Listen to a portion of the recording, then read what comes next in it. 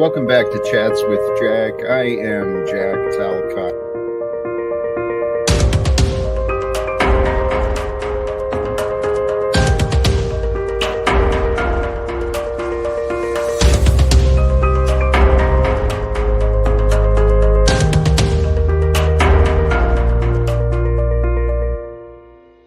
And greetings, blessings, salutations, and love. Once again, welcome back to Chats with Jack. I am Jack Talcott here on a beautiful Sunday afternoon, Sunday evening, and once again, I am filled with inspiration and faith and encouragement and joy, and I want to share some of that with you. So praise God sincerely. Provo, bless you. Thank you for being first today. Thank you for showing up and sharing your support. What's up, Cynthia? Your loyalty is truly recognized and appreciated. I don't mean to put you on the spotlight, but you've been there visibly for me, with me. Many of you have, so many of you have, sincerely, and today I humbly appreciate you. I am so filled with faith, though. Today, my faith.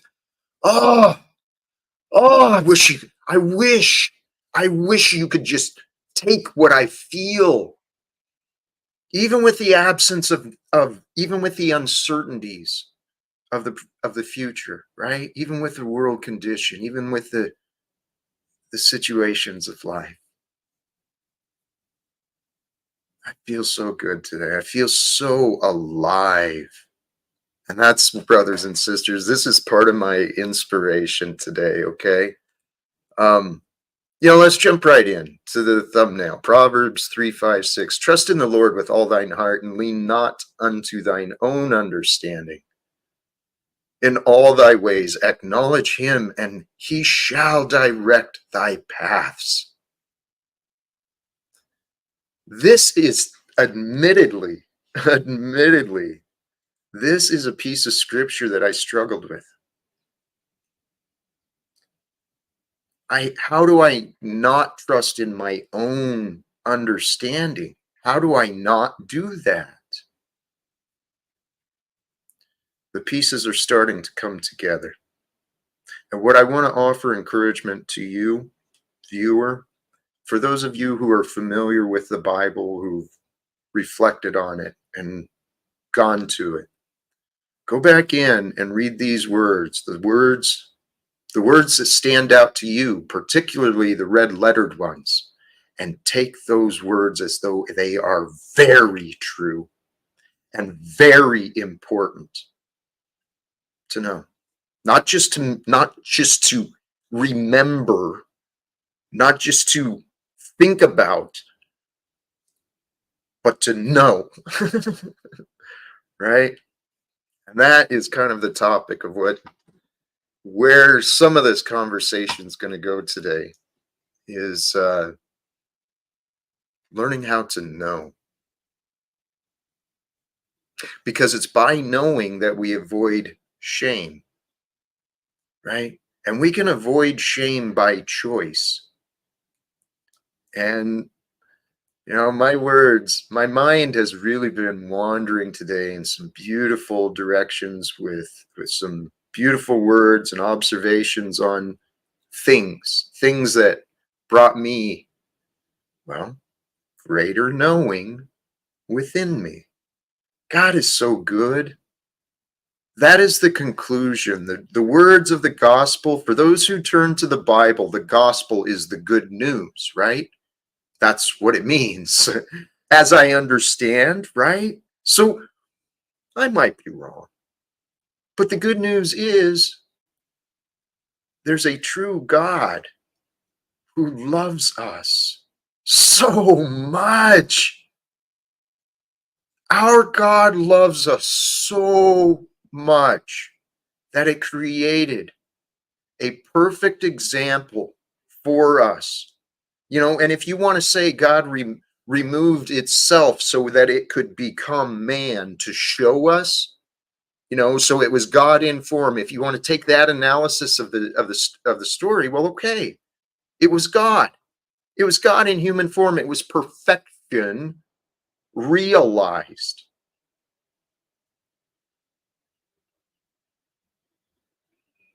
Praise God.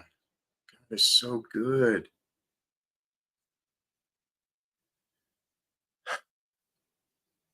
God is the truth, and the truth must be realized. It must be sought. See, this scripture, who is my Lord? My Lord and Savior, that who I serve, is the Prince of Love, the Prince of Peace, that I grew up knowing as Jesus, right? It's through his way, through his story that I learned of love and what love really means and what the truth really means. And the wisdom that's found in the beautiful, beautiful words of the Bible. I mean, it's the literature, the powerful wisdom that's expressed. And I know there's a big chunk of the Bible is a lot of historical stuff, and that has significance and meaning, but you get into the literary descriptions of the truth, and it's just so beautiful. And not just from the Bible either. I mean, there's many sources to be found, but I'm drifting off here. Trust in the Lord with all thine heart. What is the Lord? The Lord is the truth. Trust in the truth with all thine heart, and lean not unto thine own understandings of the truth. Humble yourself that you may be wrong, but trust in the truth. In all ways acknowledge the truth, and the truth shall direct thy paths. The facts. God is that which reveals the truth. God is that which reveals the facts. Truth are facts. Facts are what is real. God is that which reveals what is real to you and to me every moment. Praise God. So what reveals what is real to you and me in every moment? If you think about that, there is an answer within you. It is your awareness of being. In the scripture, and this was the sermon this morning from wonderful Pastor Brian. Here, let me get back to my words of this. By your awareness of this day, right? God gave us consciousness and awareness of this day. By our conscious awareness, we know that we can say, you can say, I am here and now. By the evidence that we have the awareness of I am here and now, well, God is eternal and omniscient. That means God is here and now. And by our awareness and the fact that we are today, by that awareness, it shows that we have been chosen somehow through the order of the universe and the spiritual essence of that is beyond our understanding. Through the order of the universe and the cosmos, we have been chosen to have the freedom to choose. God gave us free will. That means we have the freedom to choose. So what is a choice? How do you choose? What does that mean? Well, let's break it down. It's really simple. Choices are decisions. Simple as that. You know that's what authority is? Someone who's paid and compensated at a higher rate to make decisions. Okay, so decisions come through our choices. Our choices are found in our options. So here we have the free will. We have the gift and the power of free will every single day. Every single moment we have the gift and the power of free will, and we get to choose where we direct our mind, our focus, our awareness. And then through the choice of where we focus our awareness through each moment, that's going to determine our thoughts, our words, our actions. What are we doing? Hey, I forgot to Oh no, I did pin it. I haven't been paying much attention to the chat. Blessings to those who are tuning in, showing up. Thank you for tuning in. I did drop the link to join. For those who may wish to do so. Here, let me do this too. Since I've got this on Facebook as well. Uh-oh. Sorry for the pause here. I'm taking care of the Facebook's part. So the link to join should be over there as well for those who are joining us that way. Today, the topic. I was inspired earlier. It comes up again, perhaps. I was inspired earlier by the short video by Kyle Cease. For those who are familiar, he was the author. He's done he's got a book and a documentary titled "The Illusion of Money." He's a great teacher. I was listening to a short 5-minute video of his this morning about avoiding shame. What a simple observation, right? And that was part of the inspiration today. Avoid shame by choice. But my thought last night, as I was drifting off to sleep, was we are chosen. We are chosen to have choice each day. We are the front runners of this timeline, right? We're leading ourselves and humanity into the future from here, right here and now, today. That's a pretty big responsibility if you think about it. Hey, actually, that reminds me. That gets me into some other stuff.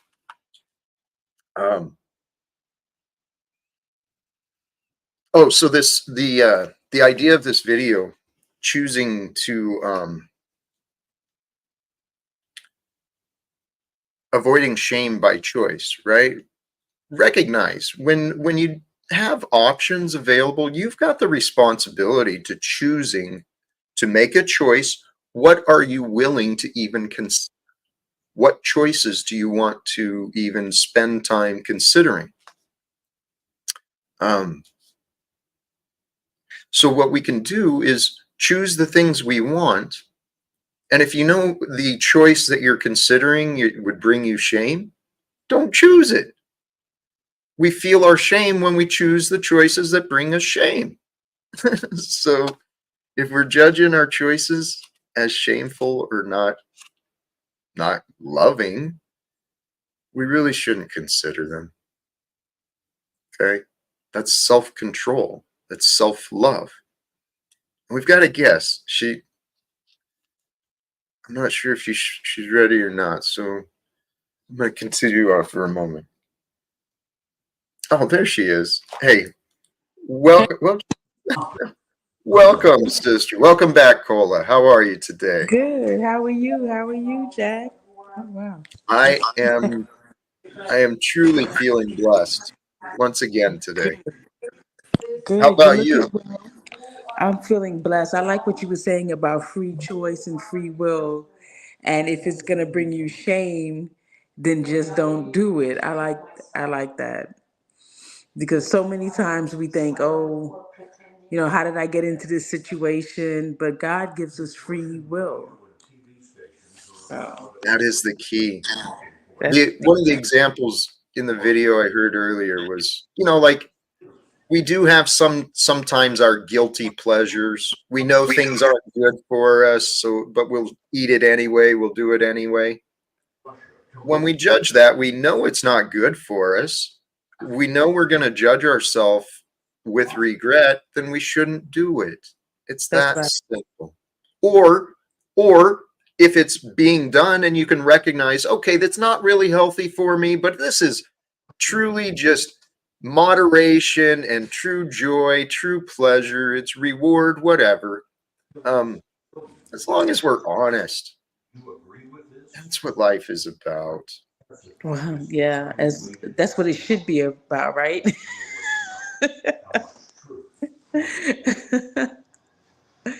And I say that because that's not always the path that some people choose, you know? They want to blame, they don't want to look within, you know, they don't want to have those difficult conversations with self. But I love what you just said about, you know, if it's going to bring you shame, just you do your own inventory. That's the key. This is what I realized for myself. We truly need to know who we are. To thy And we own self don't, be true. yep, we don't know who we are without the experience. See, life, what I was thinking about earlier is life is a little bit different than school. In school, we go through all the lessons and preparation, and then we get the test, and then we get judged, right? Well, it's more hands-on throughout life. We're figuring it out as we go. So life, every single day, every single moment could be a test. It is a test. It is a refinement for our character. Every moment is. This is what I realized. Yeah, it's a series of tests. Yeah. Tests are temporary. Tests bring results. They bring growth.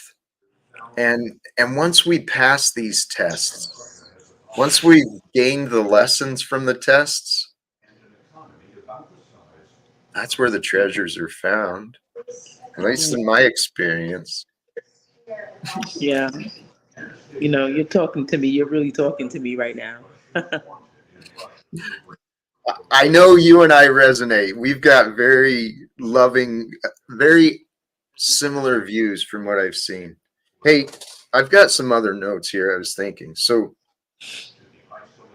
one of the things I was considering regarding avoiding our shame. So, what does shame mean? It means we're feeling small, we're judging ourselves, and we're viewing ourselves as inadequate, not worthy. That means we are, in one way, in a perspective, we're small, we're limited. The limited nature will leave us feeling empty. We'll be empty of energy, empty of desire. We won't want to do anything. Just want to lay in bed, pull the covers over our head. It's a horrible feeling. Each of us must. Okay, it's our opportunity. Each day is our opportunity to accept responsibility. And if it's an opportunity to accept responsibility, I suggest we must accept responsibility for ourselves. What I wrote down is you, you are responsible for you and your fullness. I am And responsible for me and my fullness. fullness. Okay. Fullness for me is prayerful, it's grateful, it's faithful, you know, the good, the fulfilling. Those are the full that I want to be. Because when I can be prayerful and uh, faithful and grateful, I feel filled with love. I feel filled with joy. God is so good. I mean, sincerely, God is the love and the life we feel. That's what I know. And we've got another guest here. Hey, glad you're streaming today. Welcome, Flo. Yes, me too. I didn't get into my story yet. That's all right. I just showed up. I don't know what you're talking about. I don't want to disrupt the flow. I just wanted to say I'm happy to see you on. I appreciate that. Welcome, brother. We were talking just now about being responsible for our own fullness. Oh, I should leave then. Hey, and here's something else. What I wrote down is you are responsible for your own fullness. And I offer prayerful, faithful, grateful. But in our responsibility, the responsibility of me includes anyone around me. Because each of us are only within each other's experiences for moments. each of us are temporary in our experience with each other, but as we experience each other, I try to accept responsibility for anyone who comes into my experience. For your interpretation of the interaction, or for actually their behavior? Not well, a little of both. I mean, here's part of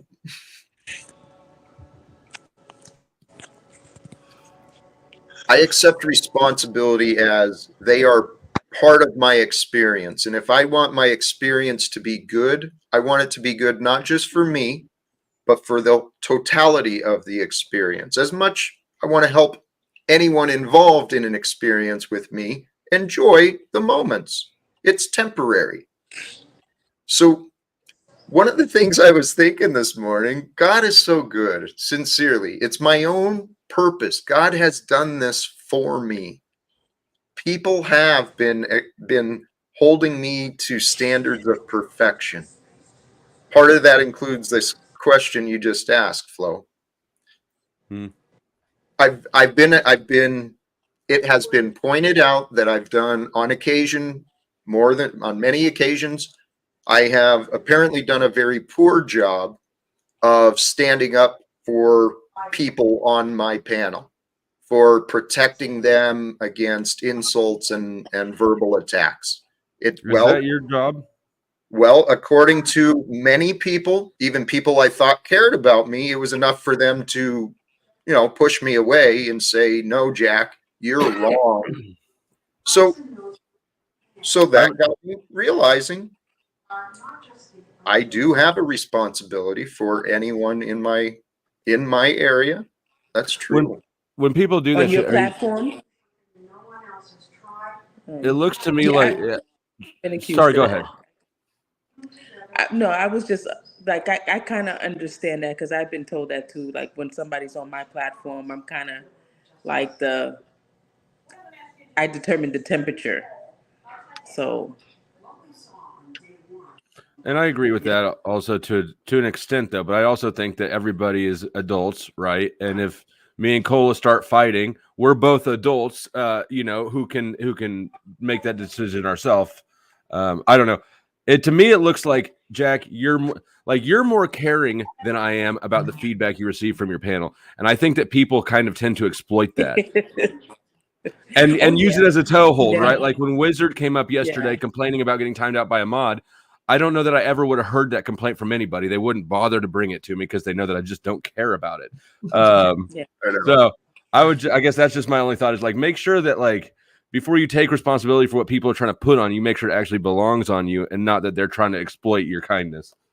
Yes, that's a good point. Because people will do that. I Yeah. do They agree. take your kindness for weakness and try to put all their shit on you when it's their shit. It's true, but I don't want to dismiss what is true, Excuse right? Bless me. you. God bless you. If Thank people are you. right, if people have a correctness within their accusation, I accept responsibility. Yes, I'm not perfect, right? I don't claim to be perfect, and yet, aren't we all? Aren't we all actually just perfectly imperfect? I wanted Yeah. a tattoo that said that at one time. I've said before, I hope that I never experience equality or perfection because both of those sound like hell.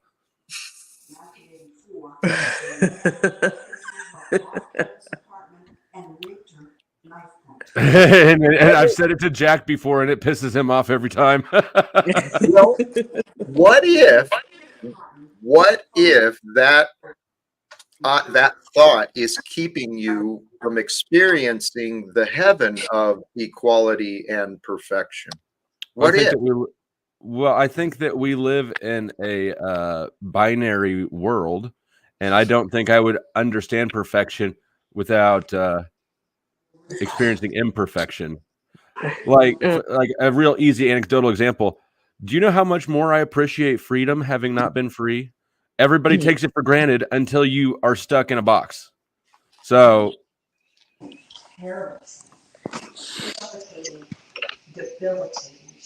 No, that's true. Okay, There's that's a score for Taylor. Did I just win that round? there's a perfection to the order. That's the thing. I can't argue with what you said because it's true. We learn of one through the opposite. It's the way this magical realm has been created. It's so divine and perfect. The way I've been watching more I've been watching more scientific discoveries too. Holy crap, man. The perfection of this cosmos. Life is a mystery. And something I was thinking about earlier is God is life. Life is evidence of a loving creator. In my view, I think it could be easily demonstrated, reasoned. So the evidence of God is in life, but look around. Life is freaking everywhere. There's life in mold, there's life in bacteria, there's life in decay, there's life in growth, there's life in everything. Life is why we are here. We are not here to be slaves. We are not here to work for paychecks. We're here to work for our life. Okay, see, you and I have disagreements on this. I believe life has been freely given. It has, but it takes effort to sustain. You can look at that all throughout every nature, all throughout nature. That's right. Okay, so beautiful. I agree. This is what I'm trying to share, that the solution for our world is a change in value systems. If mankind, we all start seeing our role here is to nurture life. We're not here to create toxic, share toxicity with each other. We're not here to bring negativity to each other. And we're not here to fill ourselves with garbage and poisons. We are here to nurture life. Life within us, life around us. To nurture life. Which takes work. Okay, I'm not opposed to work, dude. It's only in your mind that I am. All that you're opposed to money, though. All that money is a tokenization of work. That is, again, that is your narrative of money. Here's another narrative of money. It is a tool for slavery. Without slavery, without money, there would not be slavery. What's that? We could trade it in maple syrup. It's been done before. I love maple syrup. I do too, man. and I wouldn't appreciate it so much if I hadn't spent the real kind. I would not appreciate maple syrup so much if I hadn't spent my whole childhood eating that fake corn syrup shit.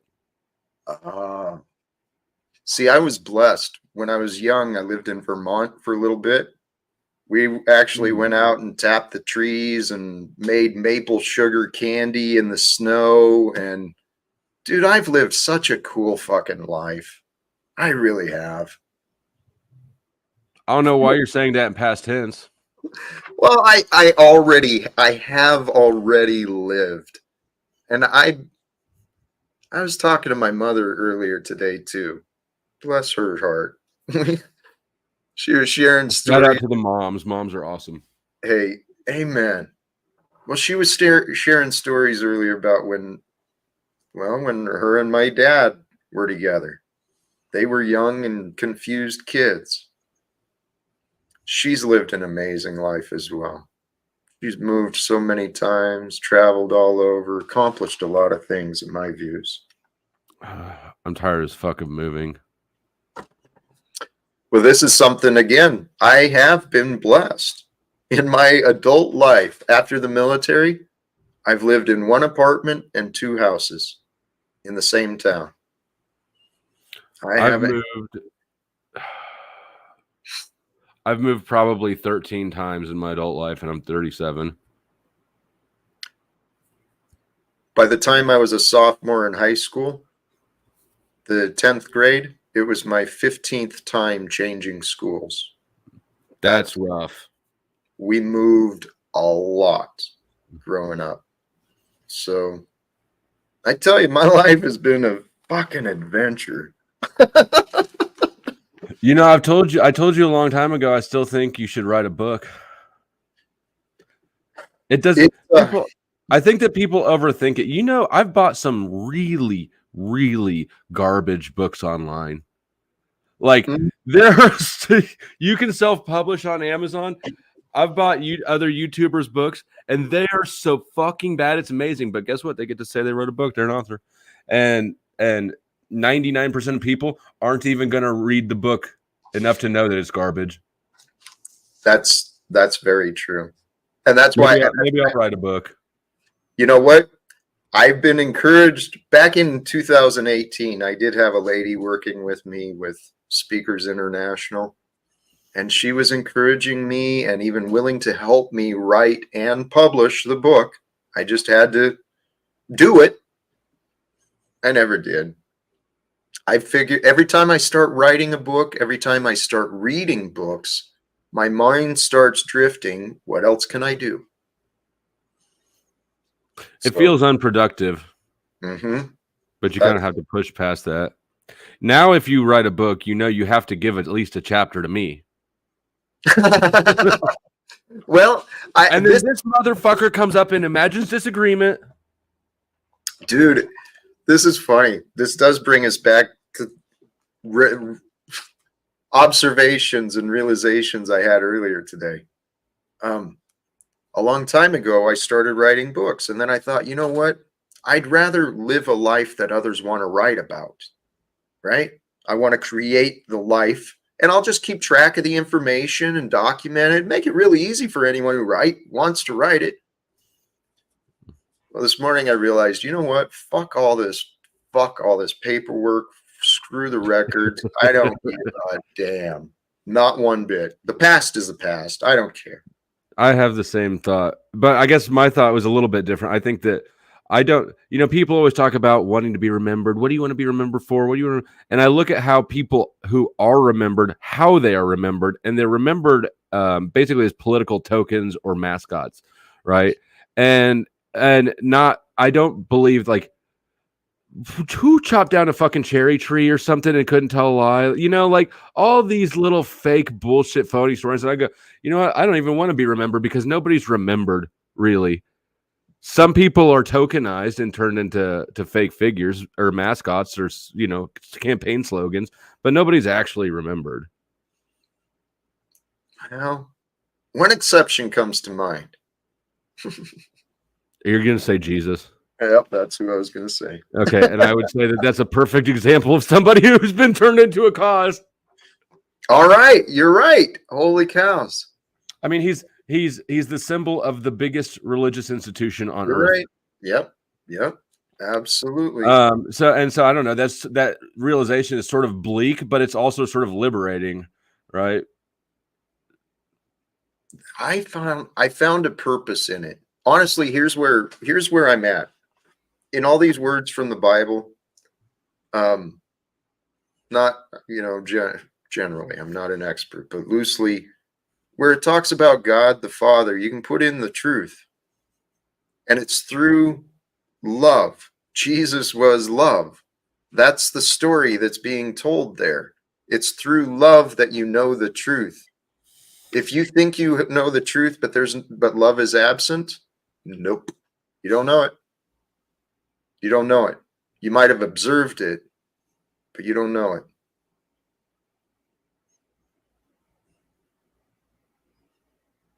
That's my opinion. That's my experience. Because the truth will destroy love, right? Just like the Father destroyed the Son.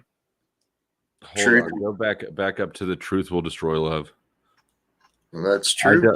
I don't believe so. I think that the two have to be in sync. Okay. All right. If the truth destroys love, it wasn't actual love. So you have to find the truth and then love that. Even better. Truth may create the appearance of destroying love, which is what happened with with the story of Jesus. Truth, the Father, allowed love to be destroyed, but in the end, it was always there together. I don't know. Like I don't draw a lot from the Jesus story. So I don't know. I guess I don't know how you're thinking about it. Like I'm with you with the words that you say about truth and love, and then however you're making it weave into the Jesus story. I don't know that you're wrong. I'm just not following you there mentally, if that makes sense. So you may be very right. I appreciate that. This is actually a different thought, but this was something I realized earlier too. The truth and what we know within us, it's built, it grows every single day. We can go through life and, all of a sudden see things in a different way, have this aha moment, right? Now that's why that happened. Now that makes sense. Now I get it, right? That's how the truth is realized. It comes forth from within, but it's built on tons of little data points and variables.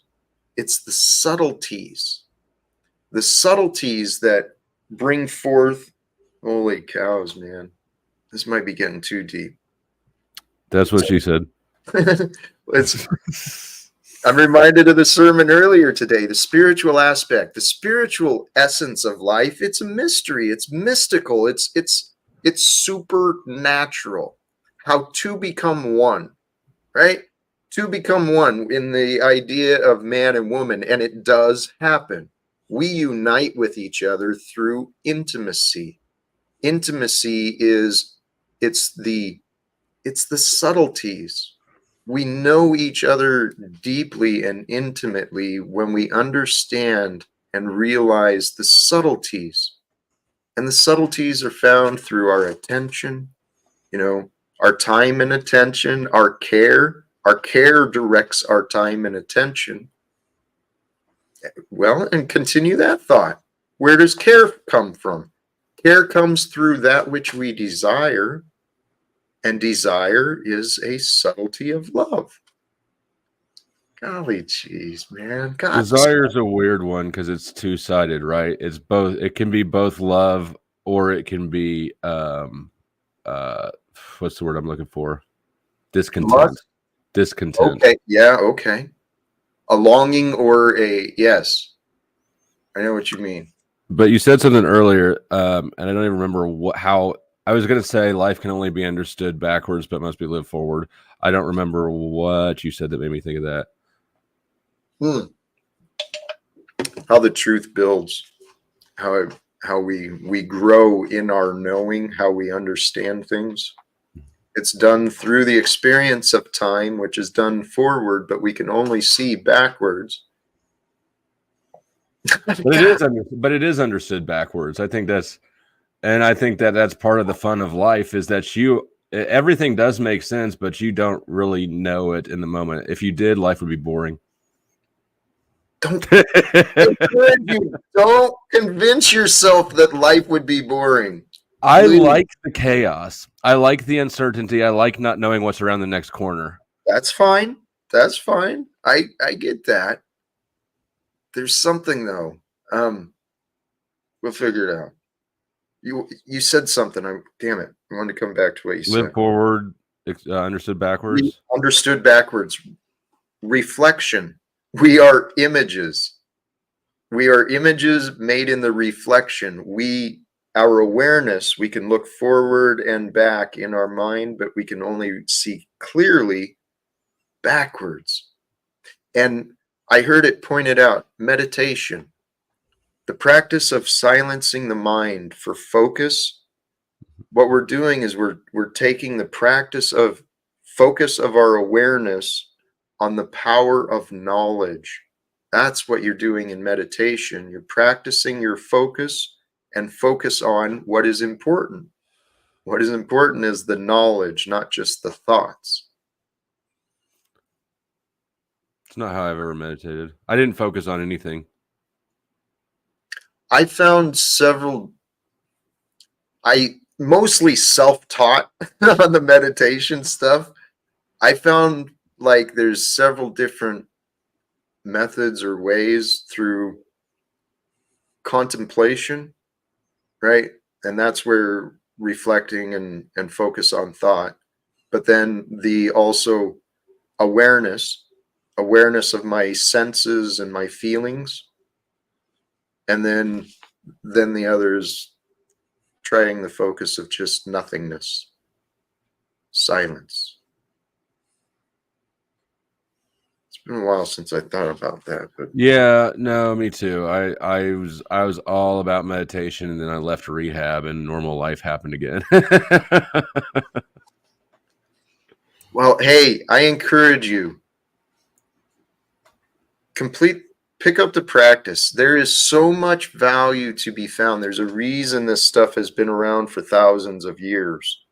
Meditation and the spiritual practices of prayer, meditation, silence, going in.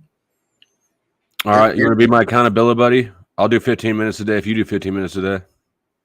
Of what? Meditation. Deal. Bet. The goal, what I realized, the goal is when you reach that silence and that stillness, right, where it's just where you are, you're just at peace in being. The goal is to open your eyes and continue on with your day and stay that way and not move from that way. But we know that doesn't always work. Yeah. Well, I mean, but it does give you a fantastic foundation, because we wake up with our gears turning, right? Hell yeah. My sugar and chemicals, thank you. My goodness. No. It's just I'm on Jack Stream, and all of our audiences talk shit on me when I drink pop. You should listen. I never have to anybody. Well, you should be aware. You should be aware. You should listen. You're probably very right. I agree with you. Hey, look here. The Radio Perpetual Virgin, is he still squatting? You know, let me jump in just briefly on my story for those who are interested. Yep. As of midnight, actually, I'll tell you guys. Cheers to that. That's what I did. I went out and celebrated last night with a very nice dinner. So I want to thank all of you who have been contributing. My thoughts go to you when I treat myself and when I share generously. So I went out last night and spoiled myself with a beautiful dinner, healthy, nutritious, a beautiful vegan spot last night. Hey, it was an amazing. I don't remember. Katie's over. She goes, "Oh, it's probably good." It was amazing, dude. It was a jackfruit curry something, not curry. Not curry. Jackfruit, the like jerk, I think, seasoning. Holy cow! Anyway, it was just a combination of veggies and sounds fruit rough. and spices. It was amazing. Anyway, I went out and celebrated my transition. You can't even tell that you used to be a woman.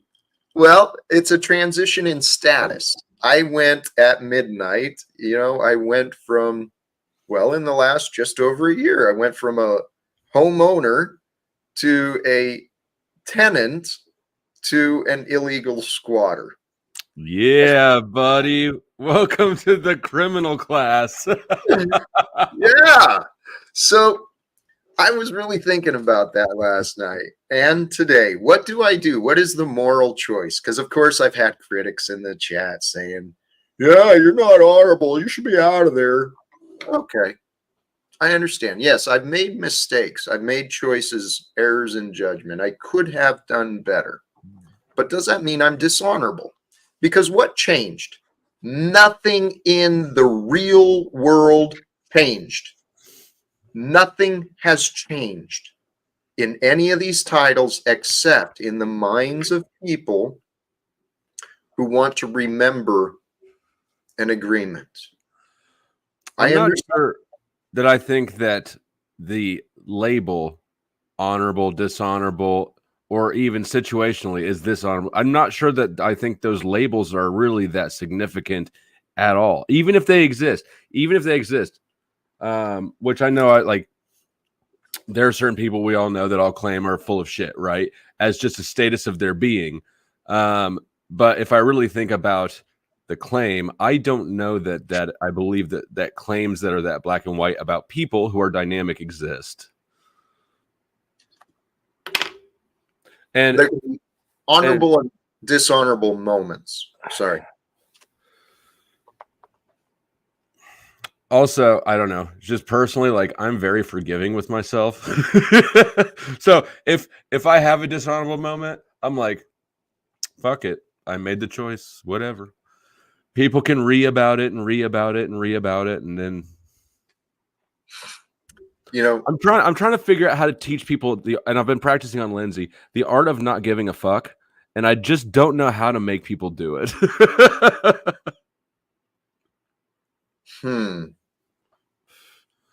I think part of the problem is I don't know why they give fucks in the first place. I do.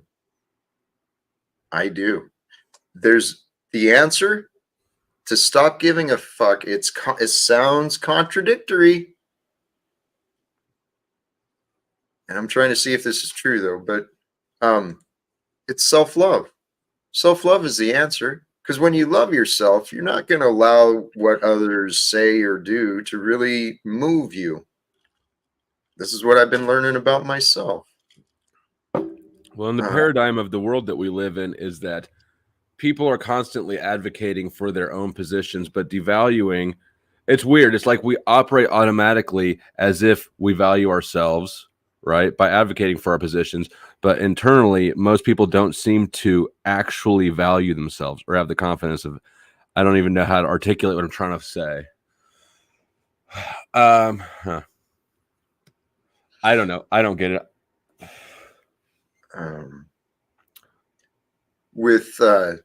My mind drifted back to it was Mr. Chuck in Tennessee who wanted to claim that. Fucking Chuck. I keep trying to teach Chuck how to be more agreeable, and he just doesn't want to learn. I know. He's been very resistant to accepting change. It's pretty interesting. But here, just so I considered texting the link and inviting the property owner to tune in. And again, I'm still, but I don't know that I would do that. I wouldn't do that. That was you're blaming him for a lot of things. Amen. Flo, thank you. And I appreciate that perception that it could create. And that's not what I'm trying to do. The reality is, though, I want to communicate with him and everyone else. Realize each day of our lives is a test. How we treat each other, it matters.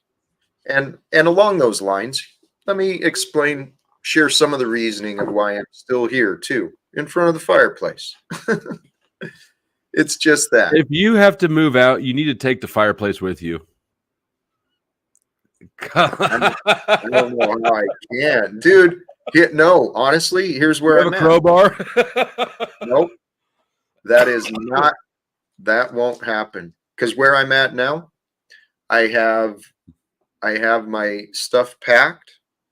I have bags packed and prepared.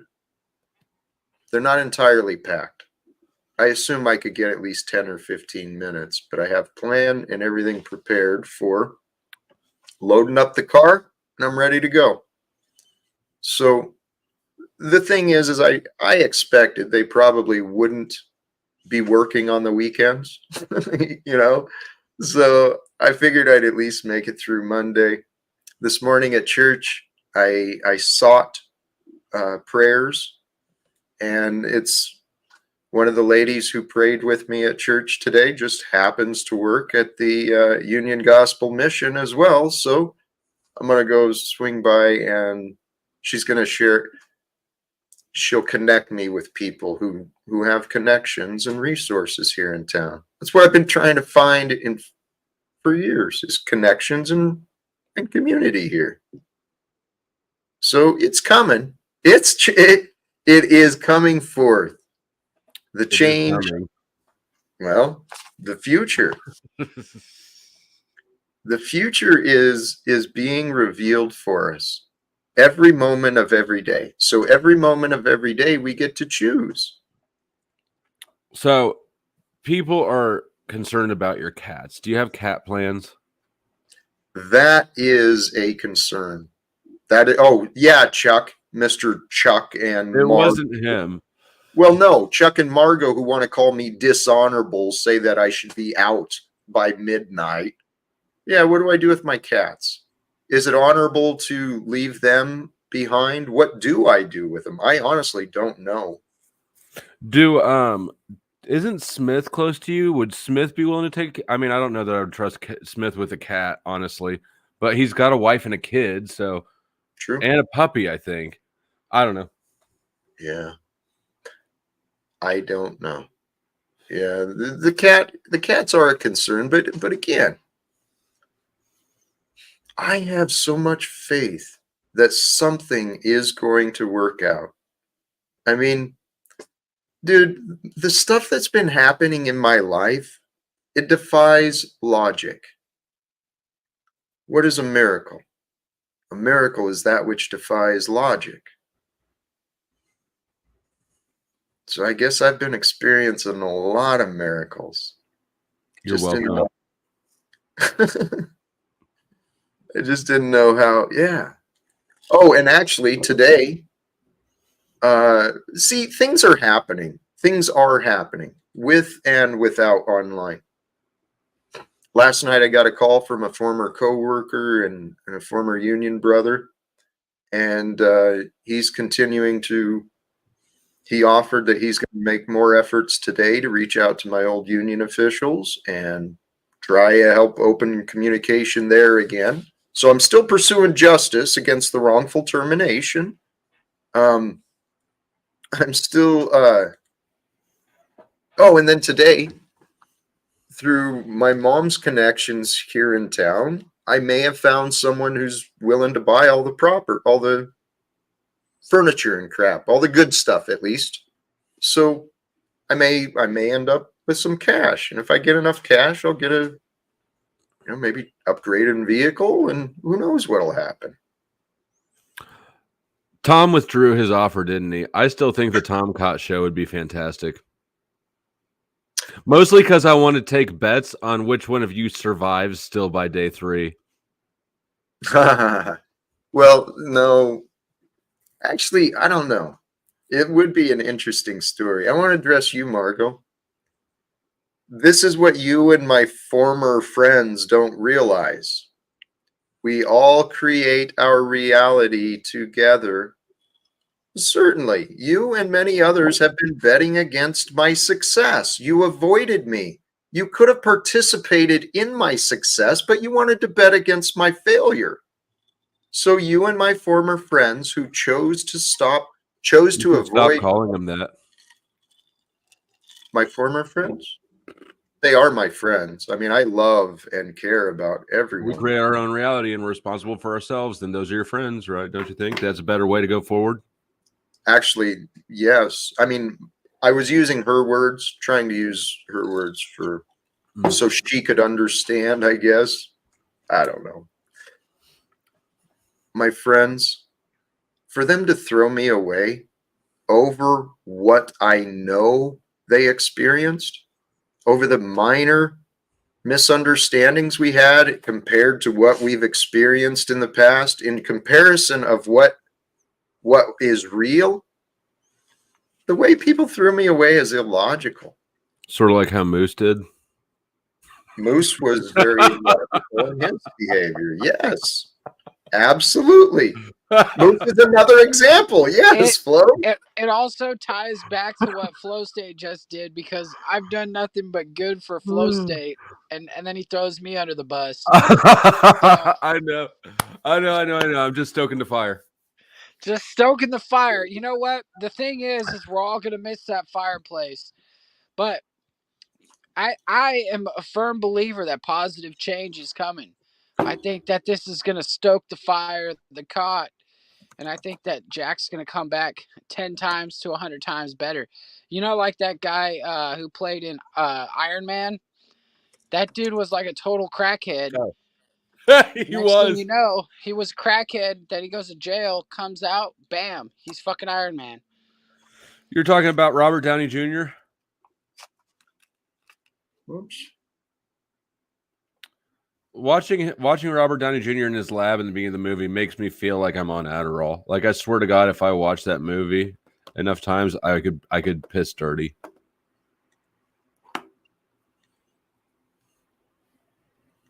I just think you have a comeback, Jack. I think your comeback's on the way. This is what we were talking about on Cynthia's about a week ago or so. Jack is teed up nicely for the hero's journey if he so embraces it and chooses to just make it into a YouTube story for those of us who are kind of on the edge of our seats. Like, well, you saw how I came in here. I was like, oh yay, Jack's still here, right? Like, Yes. No, I recognize that and I appreciate that. What New Guru is offering and what others believe is partially true, yet you're missing part of this. I've been very honest and authentic about my experience. There has been a pattern, for whatever reason, of a lack of trust. Other human beings, people I've experienced and talked to, they haven't trusted me, so they haven't cooperated with me. trust is a sticky thing to earn. Yes, it is, especially in a world that's filled with fear and lies and, confusion and corruption.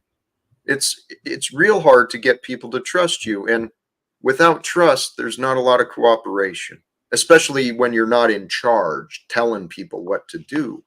So, New Guru, if I wanted to continue in my current place, it would require cooperation with other human beings.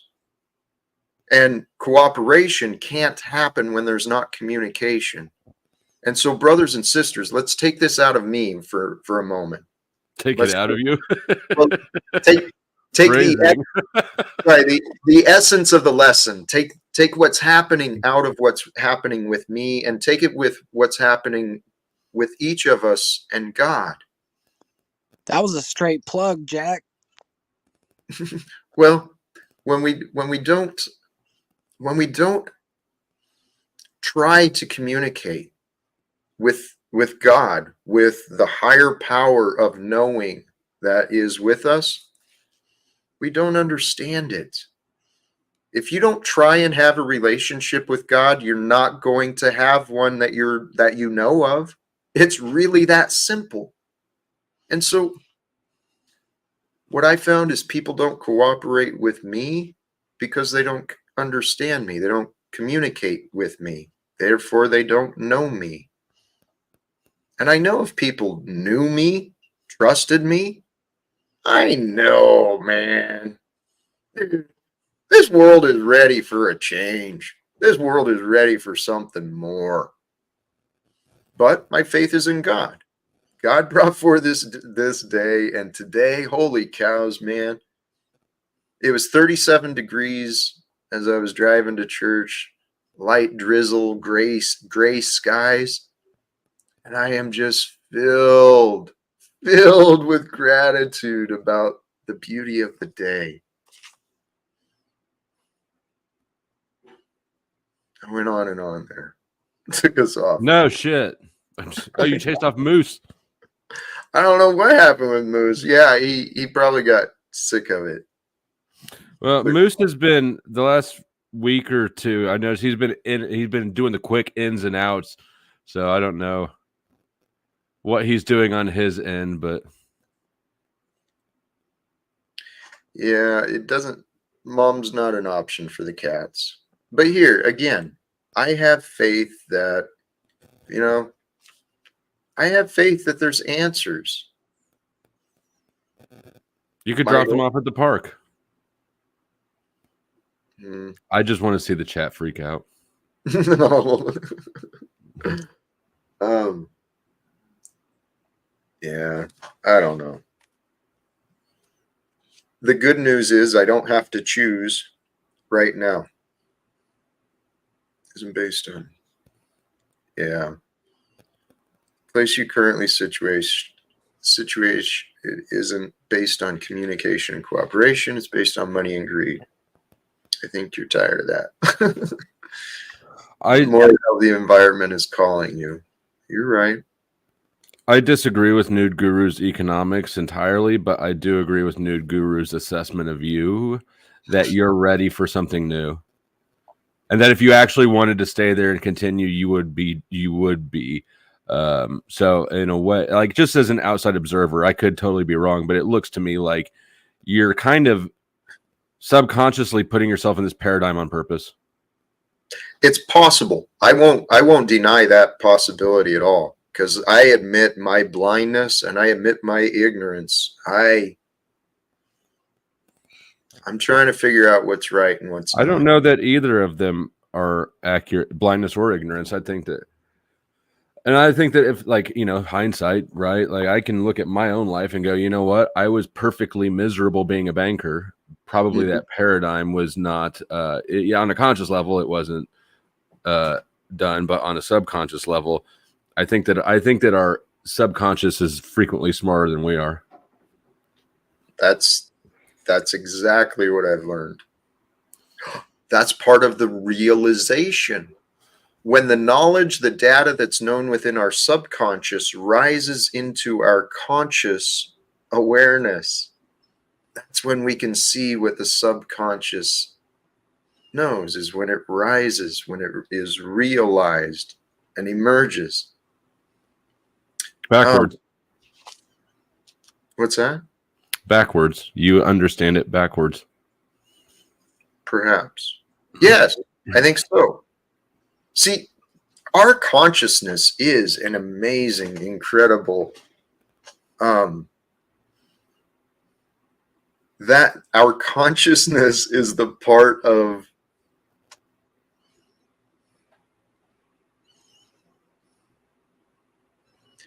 it's the part of the story that's been overlooked. I mean, consider this. This is what I was thinking. I've done a poor job explaining this before. I was realizing this the other night. In the layers of consciousness, right? We've got our own individual conscious, which is broken down into the subconscious and the conscious, all the different layers that people have broken down. But then you move up forward into the collective conscious, and there's layers of the collective. What defines the collective? In the greatest scope, anything we can learn in this cosmos is going to be perceived through the human type of consciousness. We can only know what a human will know until we learn how to communicate effectively with non-humans. And hell, we can't even effectively communicate with other humans most times. So we have a hard time knowing what even another version of us knows. Yeah, well, that's why people like animals so much. That's why, because animals can't communicate back with us. Hold on, turn your head again. Did you man bun that shit? Yeah, a little bit. It's not quite there yet. I'm still at the in-between stage where it's too long and it's too short, but well, I might be thinking it's a good thing you ignored me and didn't cut it, because your man bun should be coming into fruition right about the time you need it. Exactly. Everything's coming together, man. I'm feeling faith. I am feeling hopeful. And I am living this life like an adventure. Guys, that's what I realized. That's why we're here. Life is an adventure. It's a choose your own adventure. Literally. We choose what we do every day. Who knows? This shakeup. Hell, how long have you lived in that house? I've been here since 2003. Yeah, man. You're ready for a shakeup, I'd think. In Possibly. 2003, I wasn't even in. Oh yeah, I was in high school. I was in high school in 2003. Were you really? Mm-hmm. Holy cows. Yeah. It's 21 years ago. It was. Well, and I realized this too. This house, this house has become a sanctuary. There has been in every single room throughout this house, there has been practices of prayer, intentional blessings. When I leave, whoever lives into this, who my prayers have been for blessings to be revealed for all who enter and stand under these roofs, right? There's an So- idea. There's an idea for keeping it, Jack. If have you buried any pets there, maybe that would offer up. Just like Trump has his wife at ex-wife at a golf course. That's right. Holy cows. There's loopholes. Maybe not yet, but Jack has 2 cats. Whoa. Is there an old Fluffy or a Fido in the backyard? Lie about it. Yeah, sure there is. There's 2 of them. Actually, there is, I think. There you go. It's a Native American burial site. No. Actually, it's funny. The development is right next to the old dump. So when I bought, the funny thing, the thought I had earlier today is this house was literally built for me. It was created and it had been on the market unsold, and it is just a gorgeous home. It was far more than I thought I could ever achieve. And this home was just waiting for me and my wife for us to buy. So this house was built for me. And then, here's the perfect setting for what we're unfolding here. So who knows, man? Well, inmates who have been institutionalized too long don't want their freedom. Inmates, yes. Inmates who've been institutionalized too long don't want their freedom. Maybe it's time for you to lose your sanctuary. I realize that. And this is what I thought. This is what I came to accept last night in my celebration. See, and here, consider this practice. If you can find a way to celebrate the bad news, find a way within yourself to find the love, you'll find the good. Fuck yeah, Snafu Snaps is still alive. There you go. Celebrate. See, but when we do that, our mind is always working and it wants to prove itself right. So if we choose to celebrate, it will find reasons and why we should be right. In celebrating what is happening, what I realized is God may take me to the perfect opportunities I've been trying so hard to get. I may have finally the attention of some of these nonprofit people, and through them, maybe I can get introduced to some of the government people. And who knows, by my finally getting the hell out of this house, which is and I don't mean to say it like this, because that'll fit into the narrative, but By finally going out and getting some fresh air. by going, this right here is giving me the direct motivation to be in the area where there is addiction, where there is homelessness, where there is the problem. On YouTube? Yeah, that's on. Well, You targeted the right spot. No shit. You reached them all. Now you just got to figure out what to do with them. hey, this is fabulous. Chuck in Tennessee, look at these words and apply them to yourself, okay? I wish you nothing but the best in life. I believe that. But you speak of truth, honesty, no lies, etc. That is true. But a man is only as good as his word. That is true. So where you find the difficulty, Chuck, is in your judgment. See, you're taking yourself out of the equation when you keep throwing these opinions around, Chuck. You're taking your own responsibility out. So I know you do have the right intentions, Chuck. The thing is you haven't accepted that you've been confused. You've allowed yourself to be misled, brother. I mean, you've literally sat on these panels and enabling and endorsing the state oppression of the current systems of government. That's me. No, Chuck he's the one, he's a bootlicker. He No, thinks you that both- the laws You both The are laws- having a tug of war over who's right. are we? Okay. Yeah. So who is right? I claim that I am correct about me. I claim that it Chuck. doesn't matter who's right. I don't think it's an important tug of war to pull over. I think it's an egoic one. Okay. Fabulous. I agree. It is an egoic one that Chuck has continued to keep on. It is. And admittedly, I'll accept my ego desires to try and find peace. Actually, my spirit desires to try and find peace. And I know the Christian plan is when we have disagreements, we don't just continue on them. We actually try to resolve our disagreements. And if we can't resolve disagreements between brothers, then we go get a witness.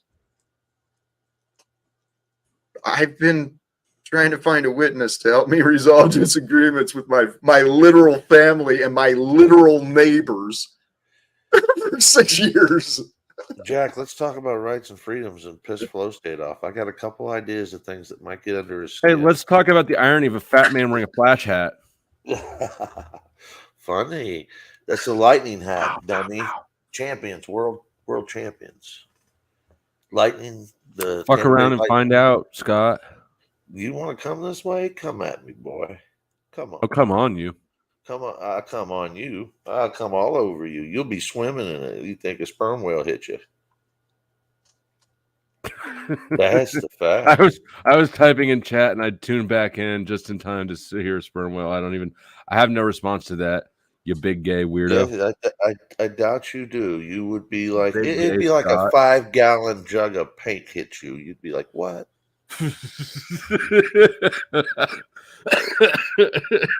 Charge off. This is the fastest blowjob I've ever had. It was the quickest to the beginning of it. The length wasn't so fast, but it wasn't. It was short by estimation of others. You're saying she was that was- efficient. It was a really crazy scenario, but I don't think I want to tell it on Jack's panel. We'll wait till yours. It was. I've explained it before a little bit, but however, going back to Jack, thinking about a witness, Jack, if you wanted to push anything towards the court and stay out of the position of making a complaint and move towards the claimant, do it with a notary. The notary is your witness. And when you're doing it with the notary as your witness, remember the notary is charged by the Secretary of the State. So the Secretary of the State is your second witness automatically. You're really blessed, Jack, to have Scott as your lawyer. You're really blessed to have somebody that's going to try and deflect or take you away from anything that's right and true. And I'm not a lawyer at all. Paul under Lawyer means arrest. liar. Lawyer means liar. It comes from a book called the Book of Lawyering out of 16th century England. The Book of Deviling, the Book of Deviling. Remember when I read my books to you to prove that you were wrong and you ignored them? You didn't read any books to prove anything. I did Black's Law Dictionary. We've been over real estate, real property, and whatever. Really explain to me if Black's Law Dictionary is a dictionary of words and terms or a dictionary of how do you say ideas that the courts have adopted, which is exactly what it is. That's what Black's Law Dictionary is. It's ideas the courts have adopted. Has nothing to do with Noah Webster's dictionary. And forget about Merriam-Webster's. That's some bullshit. The last time we talked, oh my God, Scott, you're so the Go away. Well, I don't these need you. goalposts I have don't need you. legs, I don't Scott. need you. No, you just don't understand. There's a language here called the English language that's like 14 different languages pushed together. So you're trying to take and say, oh, this means If this were Well, my in panel, that I would play a context, I'm clip like, to mock you, and then I would drop you backstage. well, you're about that slow state of a person. It's because you don't have a good argument. You just want to, what? It's because, All under arrest, people. I had a fantastic argument, and then you wheeled those goalposts over to the other side of the field. You don't have to wheel the goalpost. They've already done it. You don't have to do it. Jack's sitting here in a position where the simple fact of the matter is no matter what they put in front of him, the contract they gave him lacked full disclosure. It's that simple. How? At Because the risk of executioner coming out of the woodwork, how are you going to make such a blanket claim that all contracts lack disclosure? Because there's nobody signing the other side. All of them lack full disclosure because they're monetizing the contract itself. Scott, I don't know why you talk. I've done a lot of contracts. I've never. He doesn't know the truth. He's an idiot, Jack. So don't try and explain to him. There is value in what Scott is saying. There is. I know, because he's preaching to the choir right now, and it's what you want to hear. But you know that what he's saying is inaccurate. You are ill-informed. Yes, Flo. Unfortunately, I know you're relying on your education, indoctrination of banking. My experience. Yes, you're indoctrinated to do the wrong thing. You were part of the problem. Unfortunately, literally, we all were. Do you have the sales contract? Yes. Are there two signatures on it? No, not on the copy I have. The copy you have has no signatures, doesn't it? Has his signatures. I believe it has mine. I'm not certain. If they didn't give him within 72 hours, he doesn't have a copy of that contract signed by all parties, then it's fraud. That's truth in lending problems. Scott, I agree with you. Here's one thing about me, though. I am not comfortable for playing these technicality games. I don't suggest that. I know that, but I'm just telling you that when people are poking fun at you, they have to realize that's not really fair under the circumstances, that nothing here has been fair. I don't care if you agreed with it or not. You didn't know what you were agreeing with. And that's the simple fact, because nobody does. Herein lies the problem. So both of you are going to agree that Jack is too stupid to know what he agreed to? Is that you don't know contract law, dummy? Go for it. Here, hold on. How you do? Let's try a different approach. Okay. In that both parties were actually ignorant of the contract we entered into. Okay, how so? Well, because of the greater picture. All of us are dealing with the same government and corporate banking corruption. Every single one of us are enemies of the state. And until we start uniting. What does that have to do with your contract with another private party? Well, because what I'm hoping to achieve with the owner of the house that was built for me and my family, is I'm hoping to have communication with him as a fellow man who lives in the community. I'm hoping to negotiate some options available between us. If he can understand what I'm doing, maybe he'll work with me on the lease and wherever. So how were you guys then not informed in the contract? That doesn't answer the question still. Well, as I have been learning regarding the distinction between the person, the capital letter person, and me as a being, as a man, there is a distinction. And I have been an accomplice. I have been enabling corruption my entire life with my participation in the taxation and the unknowingly, yes. And I won't say unwillingly, because I chose to obey the world, and I chose to misunderstand God. Well, all I can say is that you're very lucky to be represented by this man who was able to get himself acquitted of breaking into his own house. If anybody can get charges dropped for breaking into your own house, they are truly a court There was magician. not a piece of paper in the world that said that was my own house, dipstate. Whose house were you breaking into? It was the bank's. It was anybody's but mine. So your story changed a lot. No, well, that's just what their rules are saying. You see, you can put anything you want on paper, but they've tricked you out of position. They pushed you to the back of the line. Here, Flow State, pull out a dollar bill. Your Let's do a little goalposts don't just have wheels; Stop. they have a full Hey, engine. Hey, pull out a dollar bill and let's do an exercise in stupidity. Show me your dollar bill. Let me tell you something about it. You don't know. I don't have my wallet. 20, Katie does. any bill. Oh, you don't have any bill? You can't pull No, out your Katie $2 has my bill. whole wallet. Okay, in your mind's eye, I want you to imagine, what does that look like? You see, I put a 20 in front of you. What do you call it? You call it a $20 bill. Is there any Cocaine place that straw. it says bill on it? No. Okay, is there any place there's a dollar sign on it?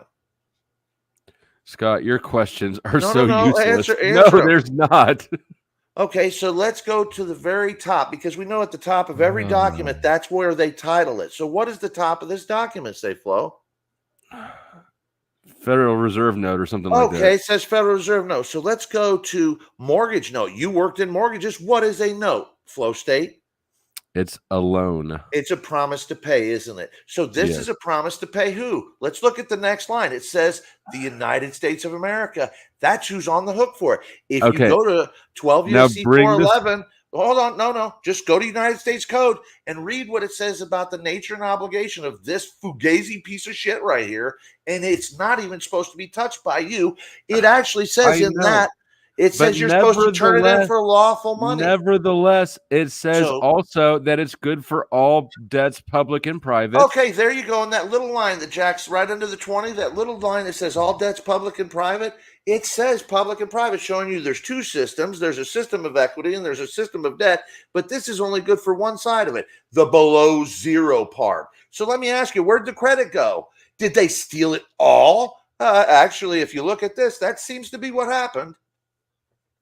So you have coupons and they get the real shit. Go fuck yourself, Flo. You're a banker. You're a thief. We don't. So do Hey, we think? let's not blame.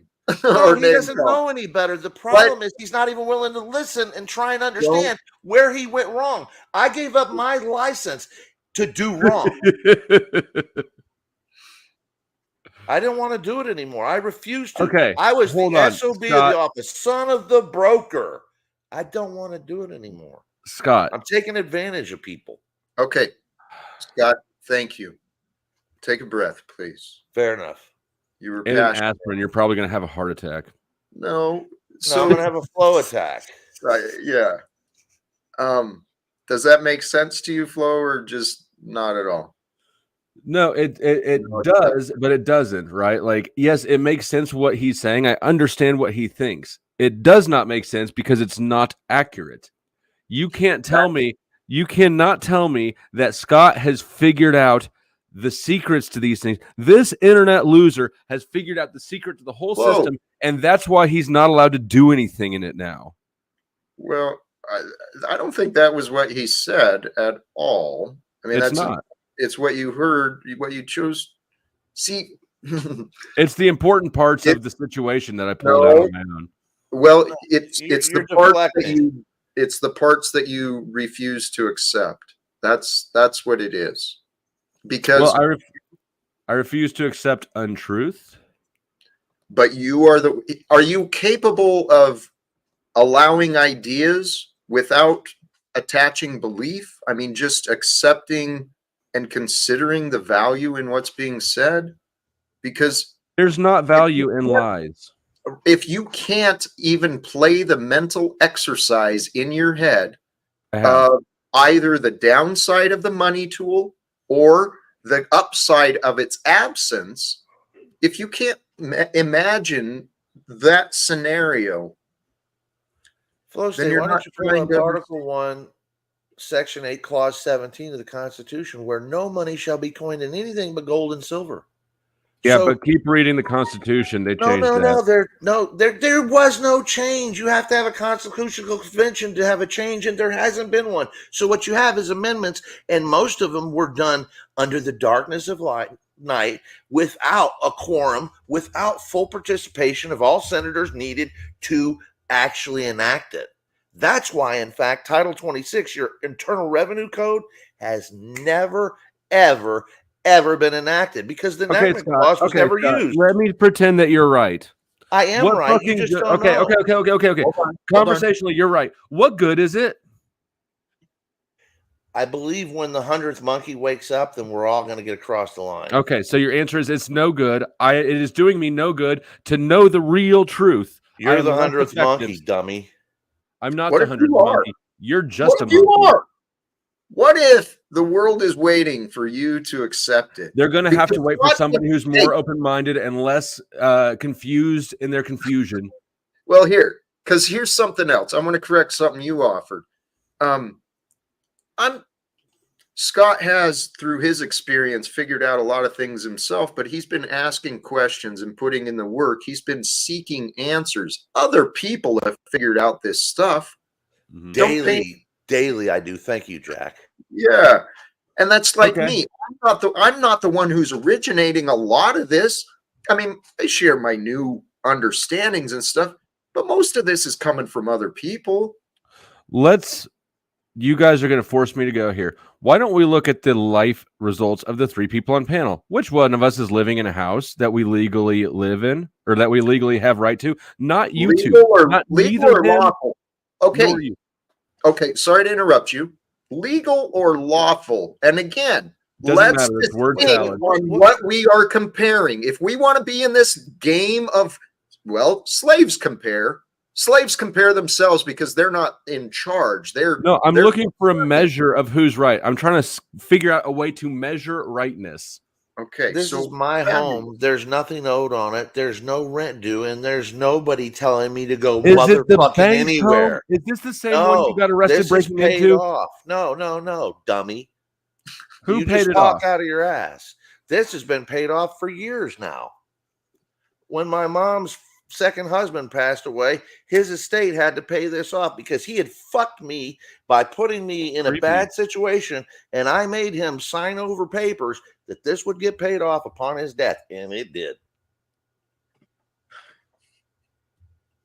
Mom loved me for that. She thanked me graciously for having done that for her. Scott, I've heard you say more different conflicting things about that house you're in. Go than I read know the what to court do with. record on it, dummy. Get it for me.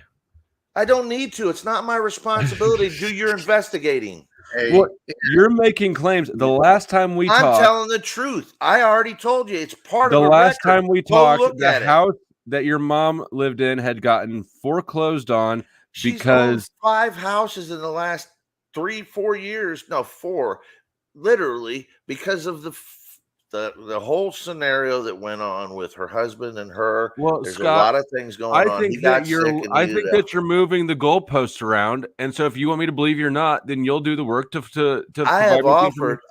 offered to talk to you a number of times because I wanted to go No, somewhere with I'm it. just asking. You said to look at the public record. I'm saying if you want me to believe you, you'll provide it. I don't know where it is. I don't have access to your document. Story. I'll tell you the story, but I want You tell too many stories. That's the You issue. don't have enough time to listen in a fucking minute. You're so slow stated. Your stories are so long, and you tell so many of them. I just don't have time in the day to You listen have to the all your goddamn attention stories. span of a fucking homing pigeon. That is true. But at the end of the day, being offered by both of you. Sorry to interrupt. There's truth being offered by both of you. I actually care for both you guys here, Flow State. I actually think you're an intelligent guy, and I think you're your mannerisms of thinking things through are good, but I think you get too stuck on things, and then you're not willing to open up to any other ideas. You're positive. I'll get stuck in your throat. No, not at all, because I'll bite your motherfucking ass so quick. You'll go, wait, what happened? Oh, now I need an emergency room. Motherfucker, I'm going to die here. Trust me, it ain't going to work out well. So, Paul, Jesus, Paul knows the way. Margo Davy, is that what she said? No, it's a conversation. Margo, I've been giving you some thought too, and I'm sitting here debating. Do I try and invite you up? Do I try and continue to try and communicate with you? Or do I just dust my shoes and recognize that your face is in the mud, lady? You have no clue what you're seeing.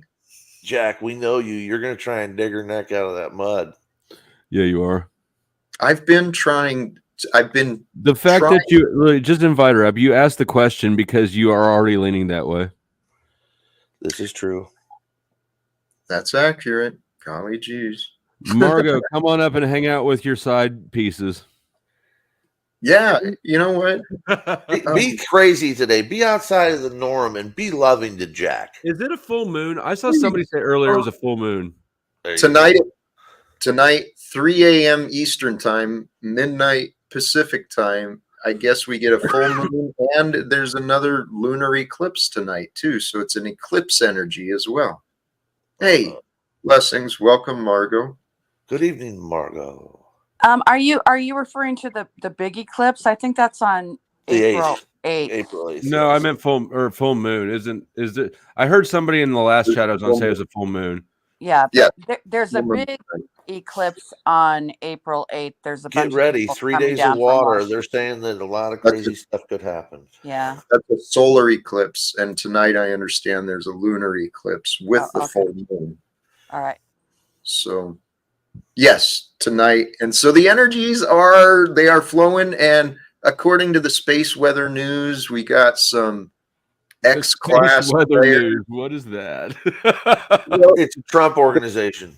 No, people who watch the sun. Apparently, yesterday there was some X-class solar flares and some whatever. The Earth is getting hit with some higher energy frequencies today. Greater One accumulation of protons and whatever. one good EMP, we might wake flow state up. No, it would just short circuit out my smooth brain. Actually, damn, guys, there's no hope. on a serious note, there is possibilities of true calamities, either man-made or natural. EMPs, power outages, complete devolution, complete destruction of our societal knowing. If we lose, There's always options of that. That could happen. Did you see the Moscow event hold on. Friday? Yeah, let's come back to that. You're talking about devolution. That's it. De-evolution. Well, I'm sorry. Let's come back to that. The point I want to get with all of these things that could happen, you know, if the sun does all of a sudden blast out some energy and we lose power, guess what? We need to find better ways to get along together. We can survive without fucking police and prisons and taxes and corruption and wars and lies and oppression. We can survive Without with flow state's piss poor attitude. Funny, but not appropriate. I'm sorry, I didn't mean that. I really didn't. That's always hurting my feelings. I know. We do that a lot with each other. I've noticed that. I don't think we do it on purpose, but I don't I do know. it because he's a tough guy. He can handle it. Look at Flo. He wants to go back to jail just to test the guys out over there. I want to go back to jail just to shove a toothbrush in your gullet. Let's go. Let's go. We'll see who gets out. Let me get a day or two before you so I can sharpen it by scraping it on the concrete. No, you'll try and get a gang up against me just in case you get whooped. You know that. It would take a gang of harpooners to go up against you. Okay. All right. There you go. Low blow for Flo. Worst things have happened to better men, though. I can handle it, Flo. As long as you're picking on me. Here comes Moby Dick. You're leaving some other poor bastard alone. Just keep going. So back to Margo. Yes. Can you do me a favor, Margo, for a moment? Maybe.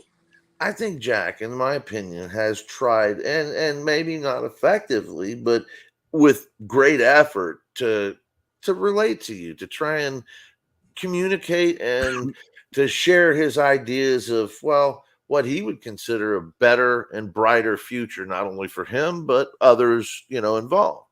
Now, can you at least acknowledge that and give Jack at least a one-up? Say, Jack, I do respect you because I think your intentions are good. Your acts, your actions, your past, everything may be off as far as you're concerned, but don't you believe his intentions are good?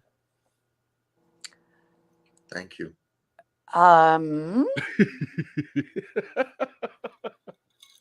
Shoot fire, I'm listening.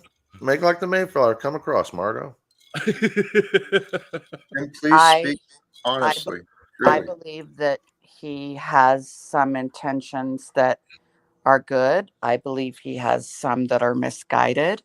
I believe that We he. all have misguided intentions. We're just trying his Why ultimate. are you cutting me off? My apologies, but I just don't want to. I want to share just good right now, if you would. Is that possible for you, Margo?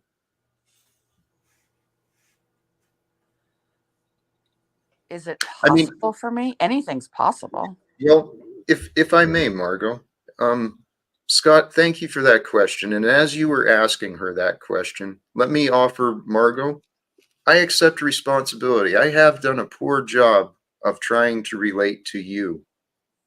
I think we've been trying to get each other to understand ourselves, but I don't know that I've done as good of a job as I could have to try and better understand you and your expectations of me or where you thought I was wrong. So, Well, Margo, I don't believe in expectations. I just think that they're mhm. resentment waiting to happen. Okay, the question that Scott was trying to get you to answer, though, Margo, or was asking, that I heard him asking, can you see that my intention, can you see the good in anything?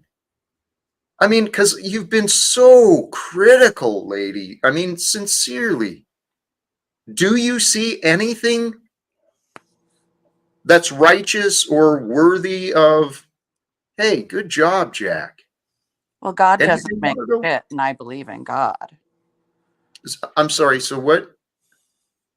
What did you say? God does not make shit, and I believe in God. So Okay, so please relate that to me or the question that was Scott was asking. How does that relate to me and you? God loves you as much as God loves me. So how does God loves both of us the same? How does that relate to Margo? Do you see the good in me? I see the good in everything. Jack, do you see the good in Jack? Can you see his intention is good? It's meant to be for the betterment of everyone. Now, he has desires himself, but his ultimate goal is to try and see a better world for us all. My issue with that is sometimes, yes. Sometimes when Jack is focused and not, um, the other day, one thing that I said was that whenever someone says something that Jack doesn't want to hear, he becomes impatient or upset. Has that ever been the case with you? Do you ever get upset when people say things that you're not welcoming or okay with? I really don't care what people think of me, so not really. Okay. Well, I could say from personal experience, people piss me off. I'm going to say, fuck you, Flow State. Uh, I, So I, it's a reactionary thing, and we're trying to move past that to okay, responding rather than reacting. all And right. that's the goal in life is to move past our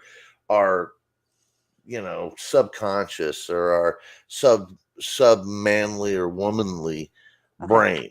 My question is then, can you want not a money system, but then say that you invested in Live Without Fear and say that it's worth $1 million? Aren't those contradictory I to don't one? think when he started this, he was thinking about the money system as much as he has learned about it over the journey. This has kind of been um, a wake up call to most of the people that are involved in this, except for, of course, Flow State. The rest of us, though, have seen a lot of light. I good. That makes me happy. When I see a contradiction just by nature, I question. That's fair, and no doubt we all see contradictions, and that makes it hard to swallow the bite. Okay, because if it feels like you're eating a bug, you want to pull it out of your mouth and go, if I see a fucking bug like here, I'm getting pissed. All right, so there's a contradiction in what feeling or tasting or trying to swallow in terms of what Jack is telling you. And Jack is still trying to figure it out, in my opinion. Scott, I mean, I will think you do me a favor? Will you not say the word swallow when I'm looking at the book? I was just about to pounce on that. I was going to Well, say, Margo never has any problem swallowing in my experience. But... don't joke, spit it out. Let me just leave this open for you to say this or to respond to this, Margo. Okay. We're all better when we have support from people trying to help us be better. However, we all tend to end up in a defensive posture, and we end up making our own selves, well, not only question what we're doing, but trying to refocus and reorganize what we're doing when everybody's trying to complicate our thoughts for us rather than help us clarify them. Can I share a story? Sure, shoot fire, I'm listening. I was in a classroom the other day, and I had a student that all he needed to do was pick a book for book study, and he wouldn't do it. All he had to do was pick the book. I was going to write it down. I was going to submit it. He wouldn't do it. And his answer was, I hate books. If I hate books, why should I have to pick one? And eventually, to pass the class, he's going to have to pick a book. But he had dug his feet in about picking a book.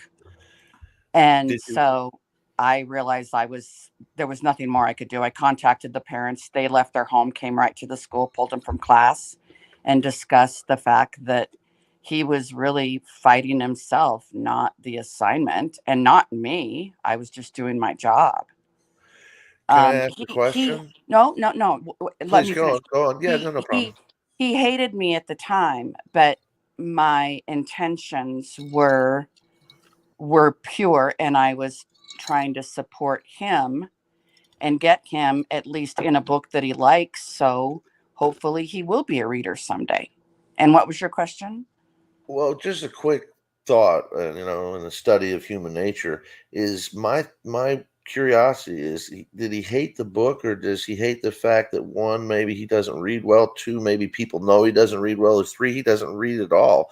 And that may make him say he hates a book, but the fact that he hasn't got the skill that leads him to success with the tool you're giving him may be involved. Is that possible? Absolutely. I'm not sure the age group. He is a horrible reader. Therefore, he is decided that he is never going to read. He's not a non-reader. He hates the reading.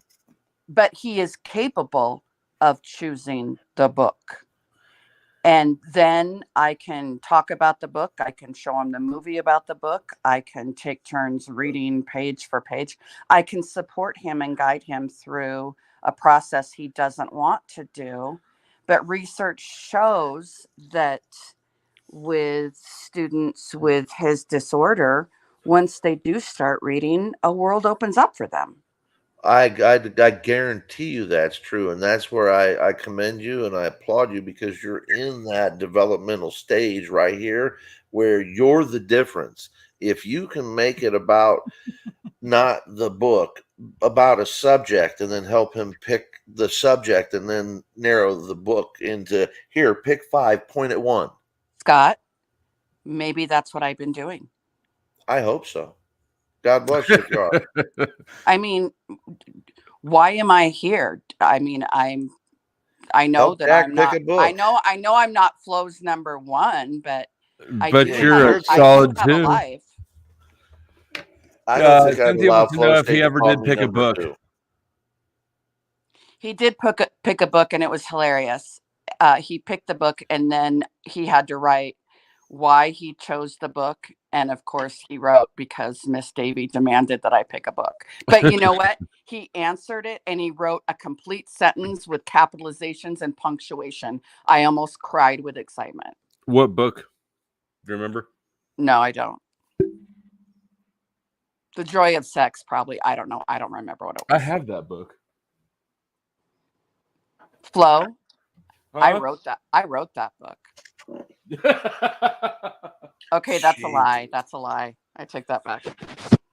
I know Hey, that you worked for Dr. Ruth at one point, didn't you, Margo? I got both of them. I got the joyous sex and more joyous sex. I love that. That's funny, Flo. I'm sorry, Scott. What was your question? Scott, It maybe I wasn't could a read it to question. you and teach you something. Yeah, I was just told that you worked for Dr. Ruth at one time. Westheimer. I've worked for many doctors, but not for Dr. Ruth. I Oh, would have. That would have been amazing. wouldn't that have been a hoot, man? Yes. What a gem. That was a little. I mean, crank her up and let her go. She was 4 foot something and full of dynamite. And she wasn't afraid to say anything. And she didn't give a shit She what did people thought. not care. This is not a woman who would have fared well in this culture today. No. Or she would have, I guess. Scott just snotted on his microphone. She would have told everybody right where to go. It's not on my microphone. Is that what you think? I got something for you here, Flo. Jack, what do you think? Scott will never stop talking if you don't barge in there. actually, I want to thank Scott sincerely. I don't. Well, I know because you're not affected by what Scott is doing, but No. this is my stream, my life. Scott, I see, is trying to communicate with Margo, and thank you, Margo. Can we come back to the here and now? I mean, stories are wonderful. We've all got lots of stories and thoughts we can come up with regarding memories and things. That was But a what good about story showing compassion, though. Let's get into the compassion of that. Thank you. You're right. Wonderful. So see, Margo, you're capable of compassion and understanding and care. You're capable of going the extra effort to work and We all are. We all are. Yes. Why has it been so difficult for me, Margo, with you? Well, one reason would be that I'm safe with Flo. I'm safe with Scott. They've never called me delusional. They've never said one unkind word about me. Even when, I mean, Flo called me a brat one time, but I liked it. You know, they respect me, Jack. I feel respected when I talk with them.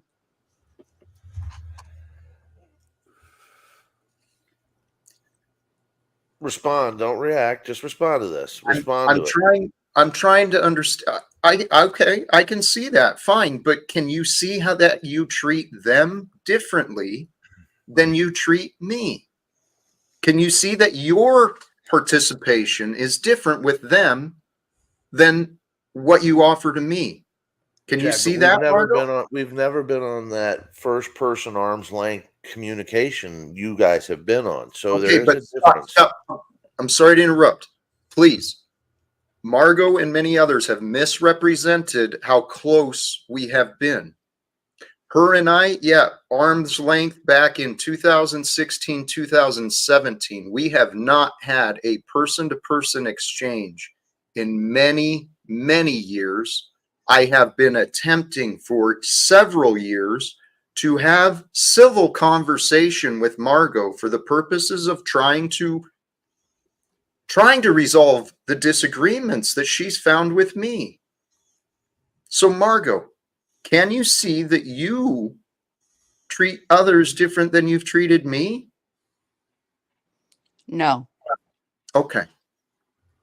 So it has been my entire, okay, tell you what, I'll even come all the way to you, Margo.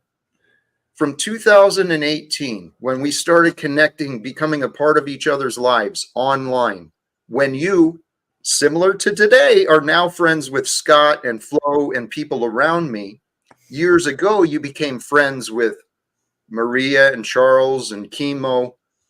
Chemo? That's his name. He's a big Hawaiian dude. He's a hell of a guy, but he's fucking crazy. Sounds like quite the gang you were hanging out with. Hi, guys. Hi, Cynthia. What up? Flow State. Hi, Cynthia. I was trying to figure out whether I was going to say hi, Cynthia, or shit, or whether I was going to make some other kind of jab. But Scott's here, so hi, Cynthia. Here, Why are you flow stating at me? Cynthia. Was that like a flow state? No, Cynthia. I was asking Cynthia the question. I feel like she had an inflection in her voice. Oh, it's pertaining to the Jess Frank comment earlier today. It's true. No, we'll talk about it later. I love Margo's story about the guy with the book and stuff, Margo. Mhm. The first thing that would have came to mind is like I would have asked him which books. Like I would have made it a contest. Pick the book that sucked. This one sucks the most. Throw it away. This one. But I like the way. I like that. That's a good idea. And you know what I mean? Like, okay, so the reason I process of picked this book, elimination. the reason I picked this book is sucked the least. You know, make Love it a it. game. Eventually, he gets tired of saying no. He'll come up with a yes. That's potentially. Yeah. Okay. Well, this one sucks the most because of the picture. All right. Great. Cool. What's next? Love it. I will put that in my repertoire of tools. Listen, you got to reverse engineer with the kids from having my children and stuff. Like I learned to okay, you hate it. I hate it too.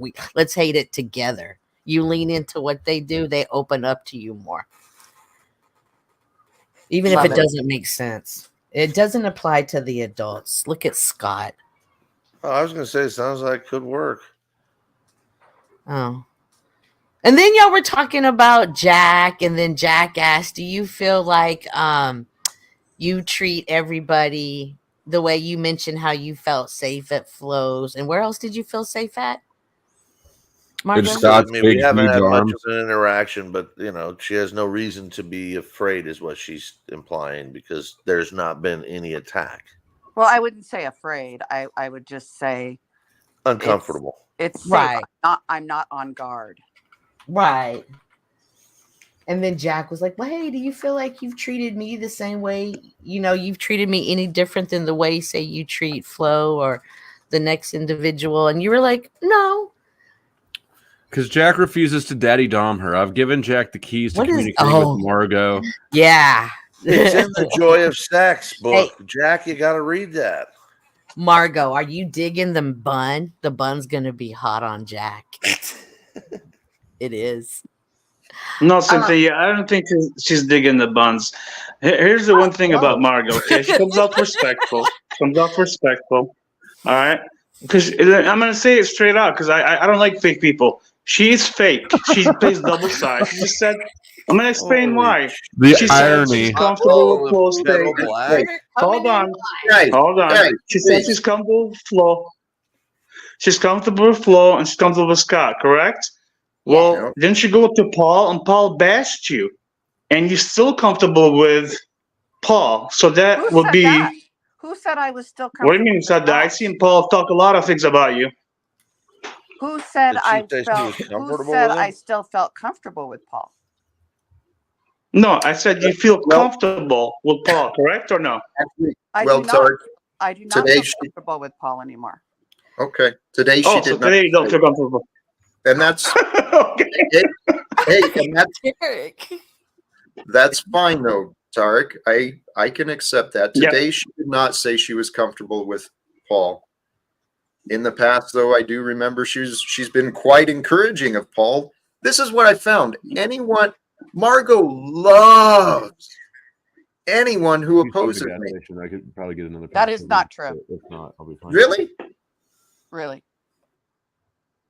Well, the facts I have never given thought to whether a person agrees with you or opposes with you if I'm going to associate with them. I've never done that.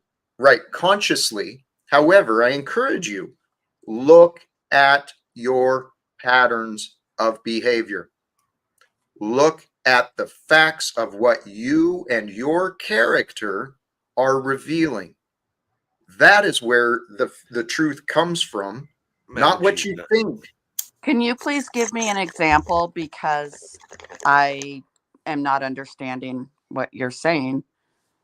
An example of I associate with everyone unless they give me a reason for me not to want to associate with them.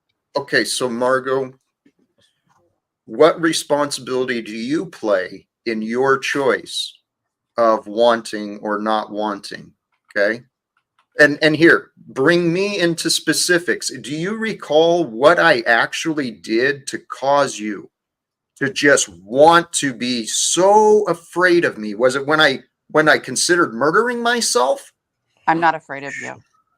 Well, no, remember, you were in fear for the safety of the children in my neighborhood. That's what you testified to on publicly. I was concerned for their well-being when you were making choices that could possibly injure you or others. Can I interrupt? Because one of Please the things do. I find when we look backwards, it's like driving down the road looking in the rearview mirror. If you're going backwards, that's okay. But if you're going forward and you're focused on the rearview mirror with the whole windshield in front of you, you're going to crash. What the fuck are you doing?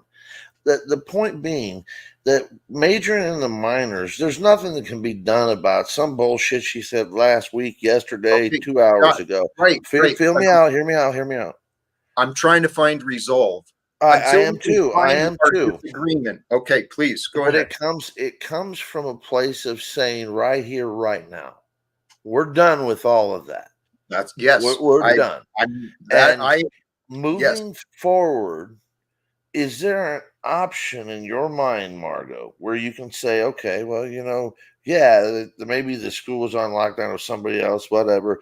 Jack has done some crazy stuff. And, even if it's not as far as helping him get in touch with his wife or any of the people that it's just simply being supportive from this moment forward, unless he gives you a real reason to do otherwise. And I mean, causes you some sort of loss, injury, or harm, full on tries to dox you, or, like really all of us would look and go, Jack's a fucking prick for that. Then you have the right to go. But other than that, sans that, can you try and be, maybe not even supportive, just not deteriorating or detrimental to him? Please. Not harsh, not abrasive to him every time you're around him. Maybe somewhat try and show some warmth that you might show that little boy that's trying to pick a book. All right, Jack, pick a different book. Okay. We're at his house. We're at his house. Receive your approval. What should I do, Margo, for Jack to receive Margo's approval? Pick me. I don't. No one needs to seek my approval. I think that Jack should move in with Scott, and we should start the Scott Cott show. Let's come back to the conversation. All right. No. I have a Let's suggestion. come back to the conversation we were having. The question Jack, that Scott placed before you, Margo, is there any positive movement forward from here? Is there? Is there anything else? Is there any way that Margo can, relax your tone just a little bit, Jack, please? Thank you. You're right. Thank you. Margo, is there any possibility for us in the future, okay, for what Scott offered, is there any way that I can experience a different version of you? And if that requires me to do something specific, please let me know what I can do to help you treat me different than you have. Margo, is there any way we can change starting today? Yes. And I am going to go back, but just 1 week. I was on panel last week and you referred to me as a name I found disrespectful, and I asked you not to call me that name anymore. And the next word out of your mouth was that name. Margo, I apologize. Margo, I apologize for calling you lady. And then after your pointing out your preference to not be called lady, I refused your wishes. I still called you that offensive term. I'm sorry, Margo. Now, Now, can we come back to, can we change from here forward, Margo, or is there more in the back that you want to, more in the past that you want me to address? And first, maybe, I'm sorry, do you accept my apology for calling you lady on Absolutely. the Absolutely. recent stream? Absolutely. Okay. So now to the other question, Margo. The question was, can we move forward differently than the past? You brought us back to the past again. Is there more in the past that we can repair, that we should repair before it's different in the future? No, I will remain my authentic self and respond to how I am treated and what is said to me. With a little more humility, though, humbling yourself when necessity compels you to do so, and thinking of the world like this. A lot of people have pressures on them, outward, inward, all kinds of pressures. And when they're faced with someone that shadows them with disagreement, then it heightens the pressure and then even cause them to derail. And then you point at them and go, well, you've derailed. And you go, no responsibility is being taken by the person that sends them left or right. Now, my suggestion would be the humility and the humbling yourself factor might lead one to believe that rather than conflict, we try and work on that community with everybody except Flow State, because he doesn't know anything that we've said in the last 10 minutes. No, I don't. That is actually pretty doesn't correct. make any sense to him. It But makes no sense he to is me. trying, and we're He's gonna get him a not. chalkboard later. No, he's not trying at all. I refuse to pick a book. Yes. The crayons. No, We'll get him no. crayons then. I Coloring still book. won't pick a Coloring book. book. Coloring book. Nope, Coloring book. nope, You picked nope, one last nope, time. Nope, nope, Come nope, on. nope, Stop nope, playing nope, Ray nope, Charles nope, again. Nope, nope, nope. Stop playing Ray. Nope. Listen, nope. you're just aggravating Flo. Okay? Yep. Leave him alone. Yeah. See, I told you, Flo. Back I'd to take it hold for on. you too. Back to Margo and Jack. I think you guys have made amends, and you've decided you're going to do your best to. You're going to do your best to. Scott, may I say something? Well, before you, no, please go ahead, Margo. I'll yield. I will be true to myself. I will admit that I can be a brat and a pain in the ass and a bitch. Yes, you can. Beautiful. We all can, especially the Shut guy up, on Scott. You're not who's being a brat right You're now. blind. You Jesus. didn't know it was me talking. But I don't find that there is no but. helpful. Moving forward, if I am being a brat, a pain in the ass, or a bitch, just say, can you clarify or say that in a different way? I mean, if you want to hear my opinion, I'll share my opinion. If you don't want to hear my opinion, tell me my opinion doesn't matter anymore and I'll shut up. Margo, I told you your opinions didn't matter years ago. I begged you to leave. I begged you, literally, Margo, please leave me, leave my life. I begged you and you refused. So that brought us to here. Now, Scott, what you just said is you saw an exchange of amends? Well, I'm working towards that. It sounds like we just derailed it. I mean, No, I didn't see anything of that. And let me interrupt you, Scott. But here's the thing that Margo just did, right? Jack just apologized for her because she was offended by her getting called lady. Have you apologized to Jack for calling him on different channels, moron, idiot, cops, and all the bullshit you said about him? Have you apologized to people for calling them pedophiles, dog fuckers? Yeah, no. Full State, don't interrupt you. Don't interrupt, Full State. Not on this, Flo. Hey, not on this. Tarek, Tarek, you are spot on. Tarek, yeah. I am a teacher of special needs students. I will guarantee you I've never called anyone a moron or an idiot. You did not call Jack a moron on different channels. I have the clip. I have the screenshot. Now you're lying.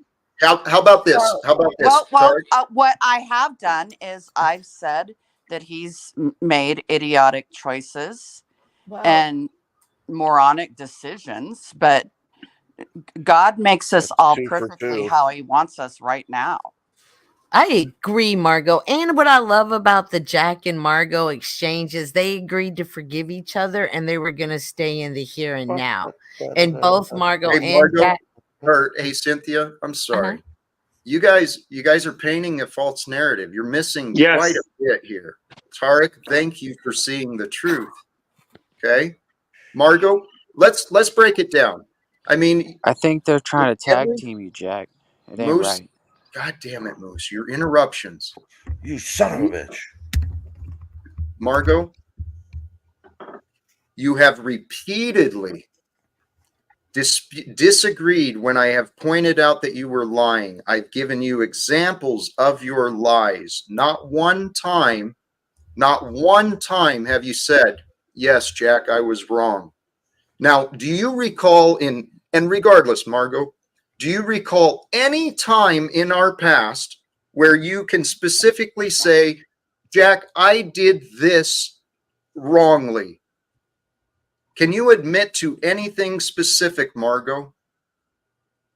Or is this entirely, in your mind, is this entirely all Jack's fault, like you have been insisting? Absolutely not. Absolutely Okay, not. so where do you come in, please, Margo? Sorry for the interruption. Where do you come in? I have tried over and over again to tell you what I thought you should do. And sometimes you'd asked me, most of the times you had not. Is it possible that you might have a sexual attraction to Mr. Moose, you're welcome to return when you can fucking grow up. Oh shit! I don't know how I'm. You know, I will tell you that is one thing that Jack and I definitely have agreed on. There was never a sexual attraction. We Yeah. started out as friends, and then we Well, we got started agreed out on. as acquaintances, and I don't know if we ever even really became friends. Okay. You see, you're such. You were never, ever, ever a fucking part of my life, lady. You are insane. You Hold attached on. yourself to my experience. Holy shit. Not, you're right. I'm sorry. Jack, where are we? Jack, You know where the Jack. fuck you are. Jack. Hello. Here I am. I'm demonstrating the insanity I see in her. Here's what may I chime in? Yeah. It's I've never heard frustrating. you clip out your mic like that. Yeah, right.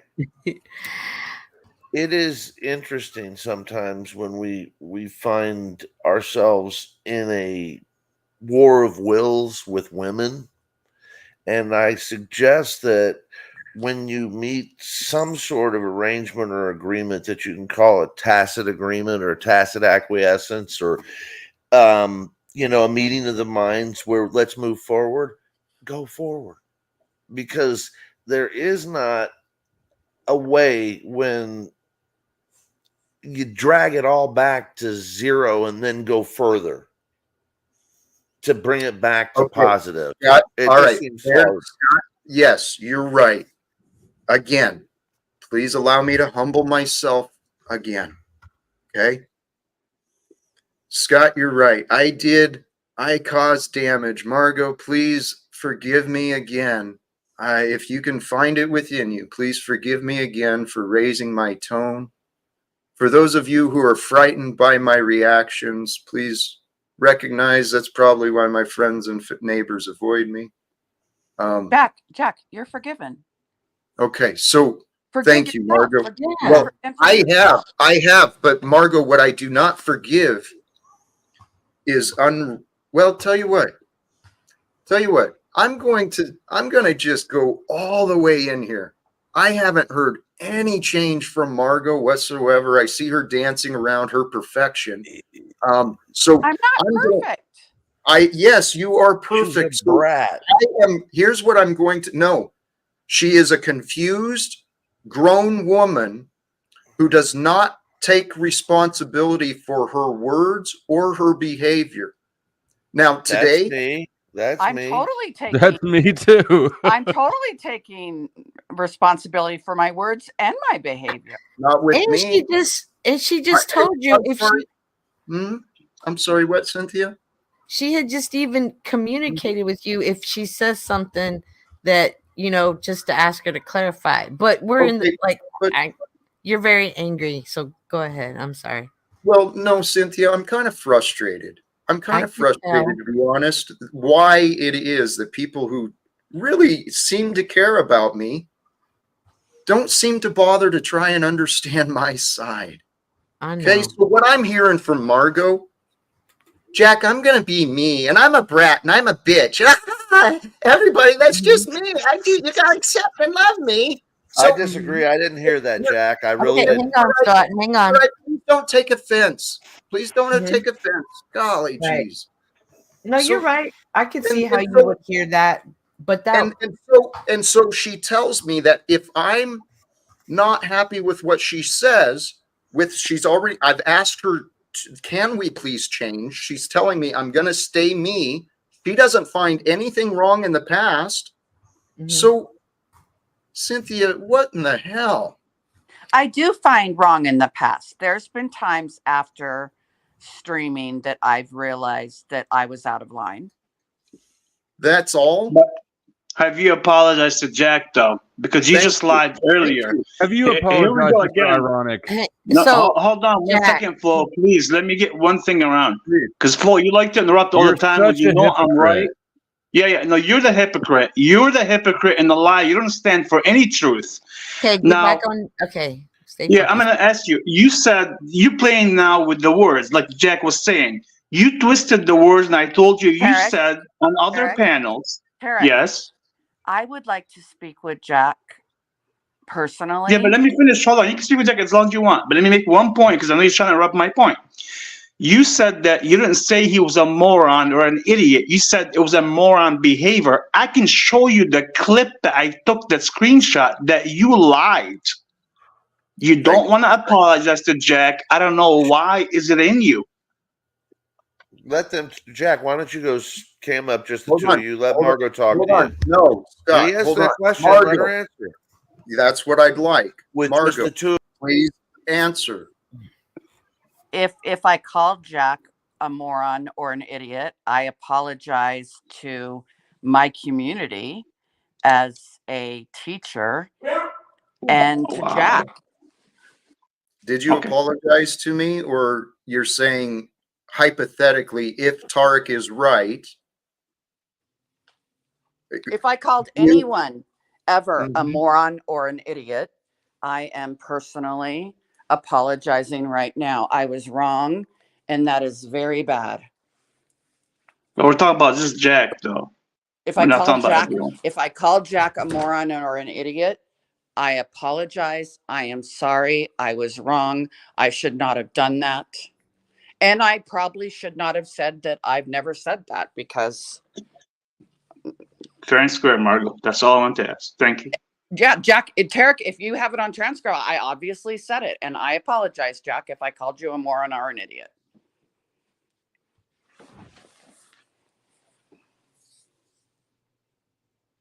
I believe your words are empty, Margo.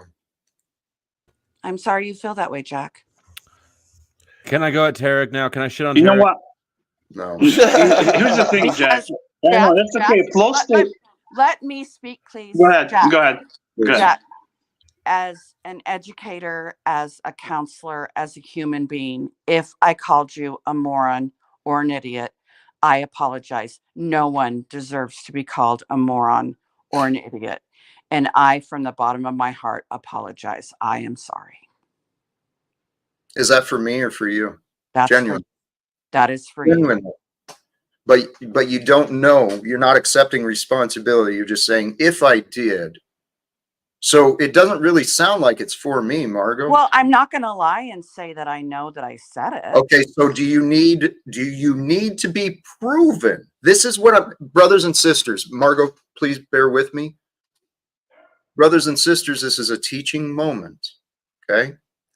The world we live in this egoic, nonsensical world of punishment. Everyone wants to be proven wrong.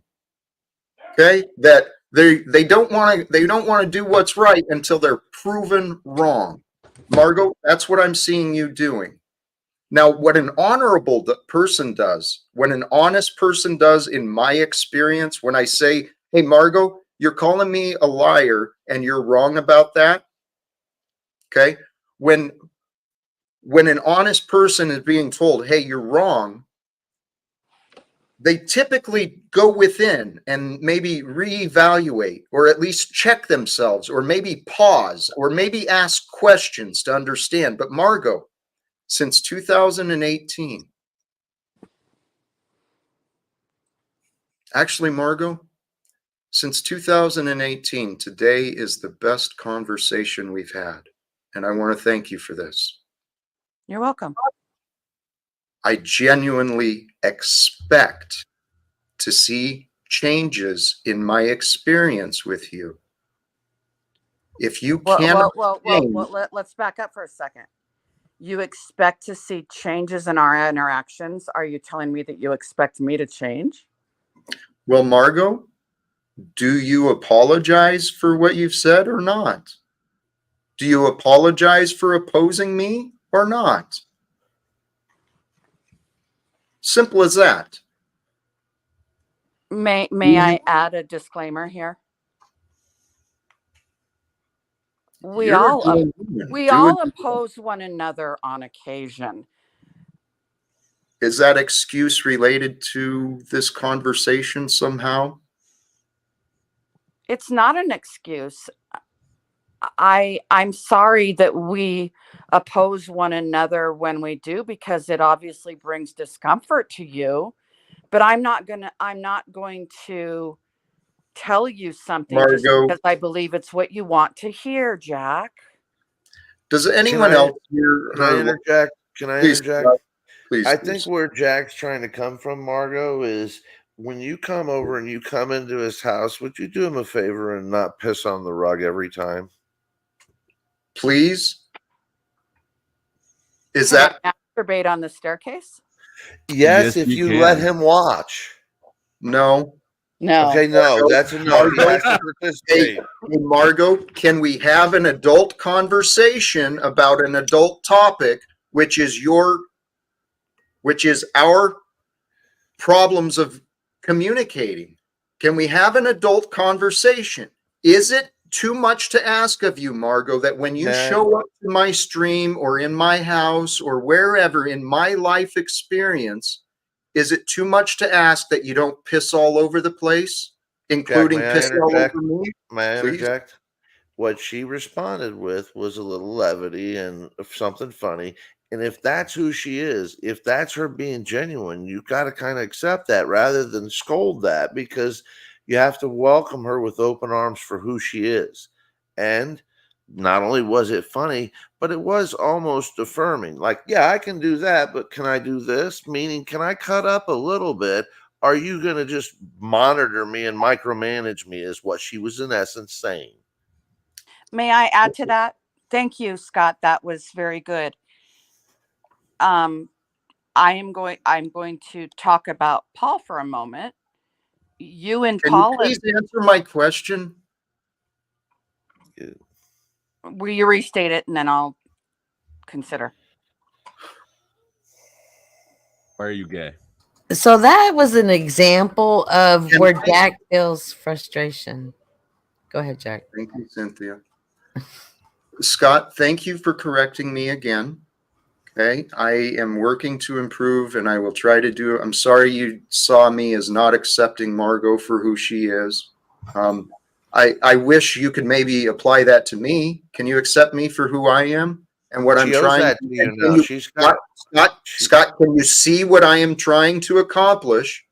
I know you see what I'm trying to accomplish.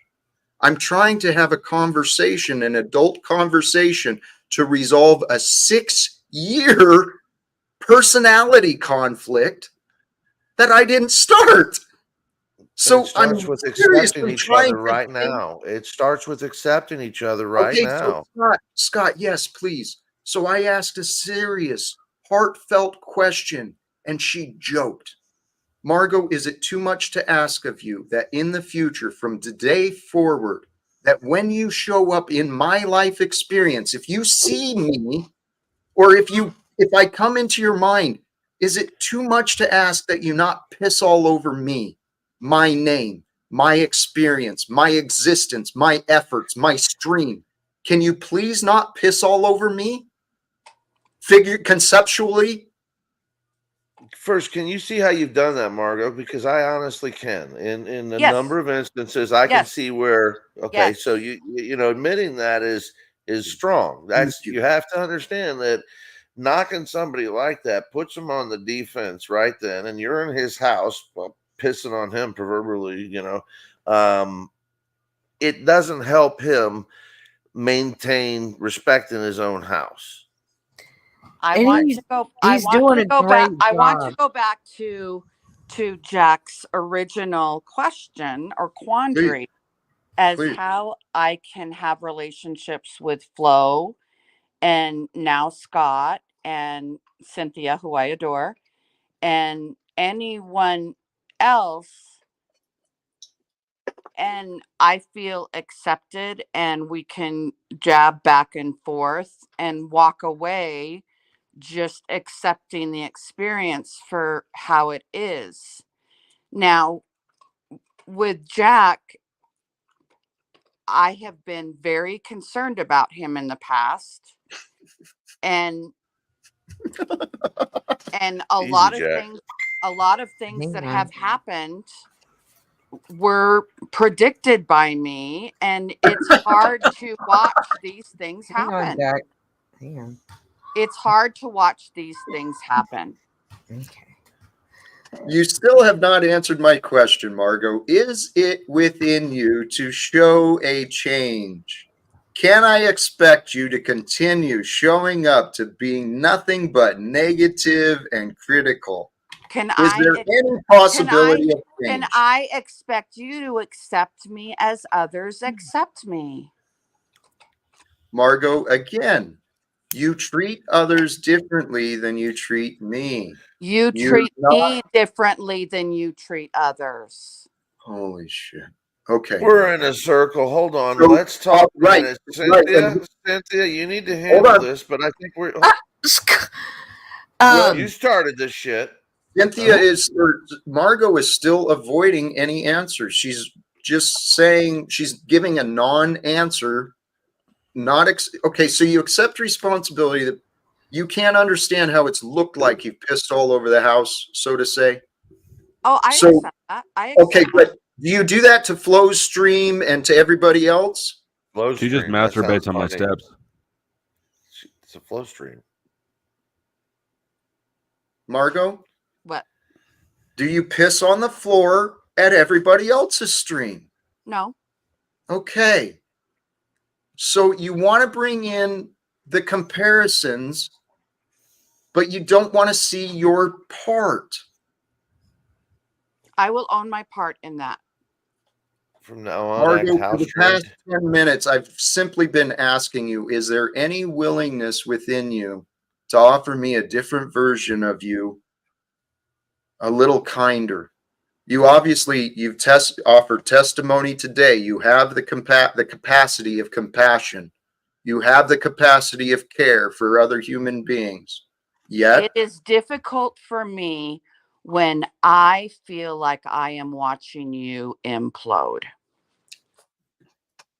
you are responsible for what you think, Margo.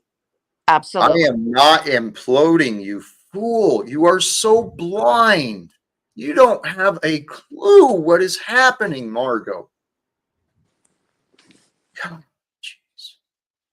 You know what? Hey, thank you. Sincerely, Margo. Honestly, authentically, thank you. I feel that there has been, I don't know, a Completion? change. No, there's no completion. I feel I have received empty words again. I just wanted There to have make been a no sexual empty feel joke. I have. I There feel have I have been been no hurt. empty words. There have Of been course, no empty words. of course, you find no value in what I say. I have been authentic and honest. And as Scott asked me to do, I have been humbled. And I feel humble. I don't.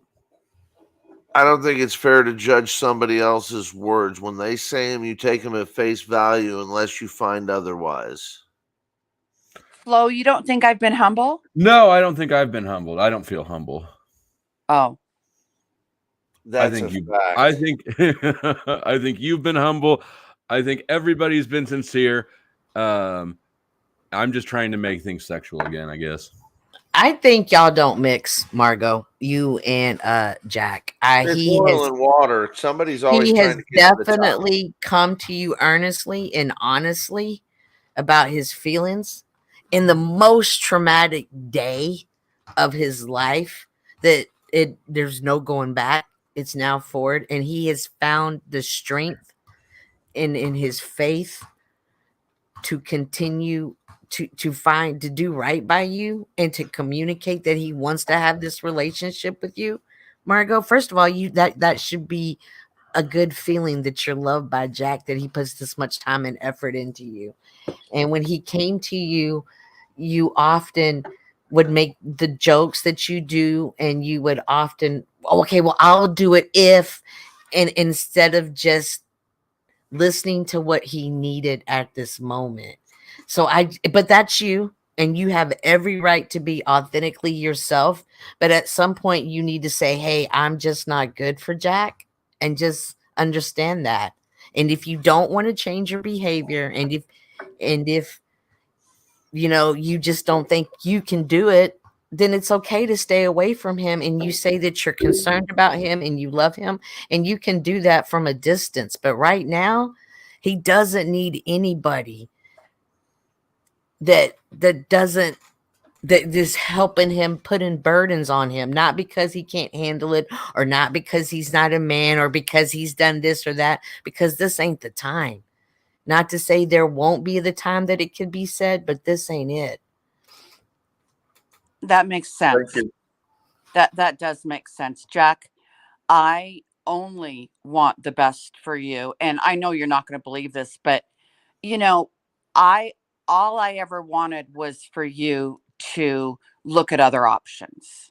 No, Margo, you wanted me to do what you said. You wanted me to obey your will.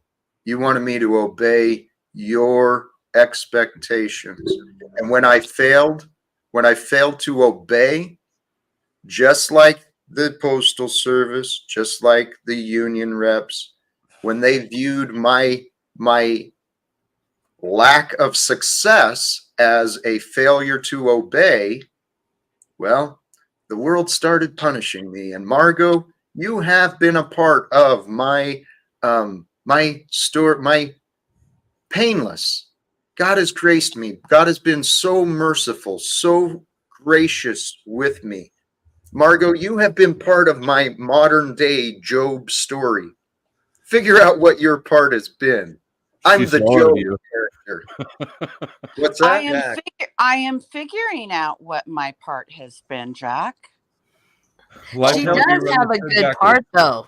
She does, because she will take you there, and she is giving you an opportunity in a training ground to get back control of your temper when you start to lose it.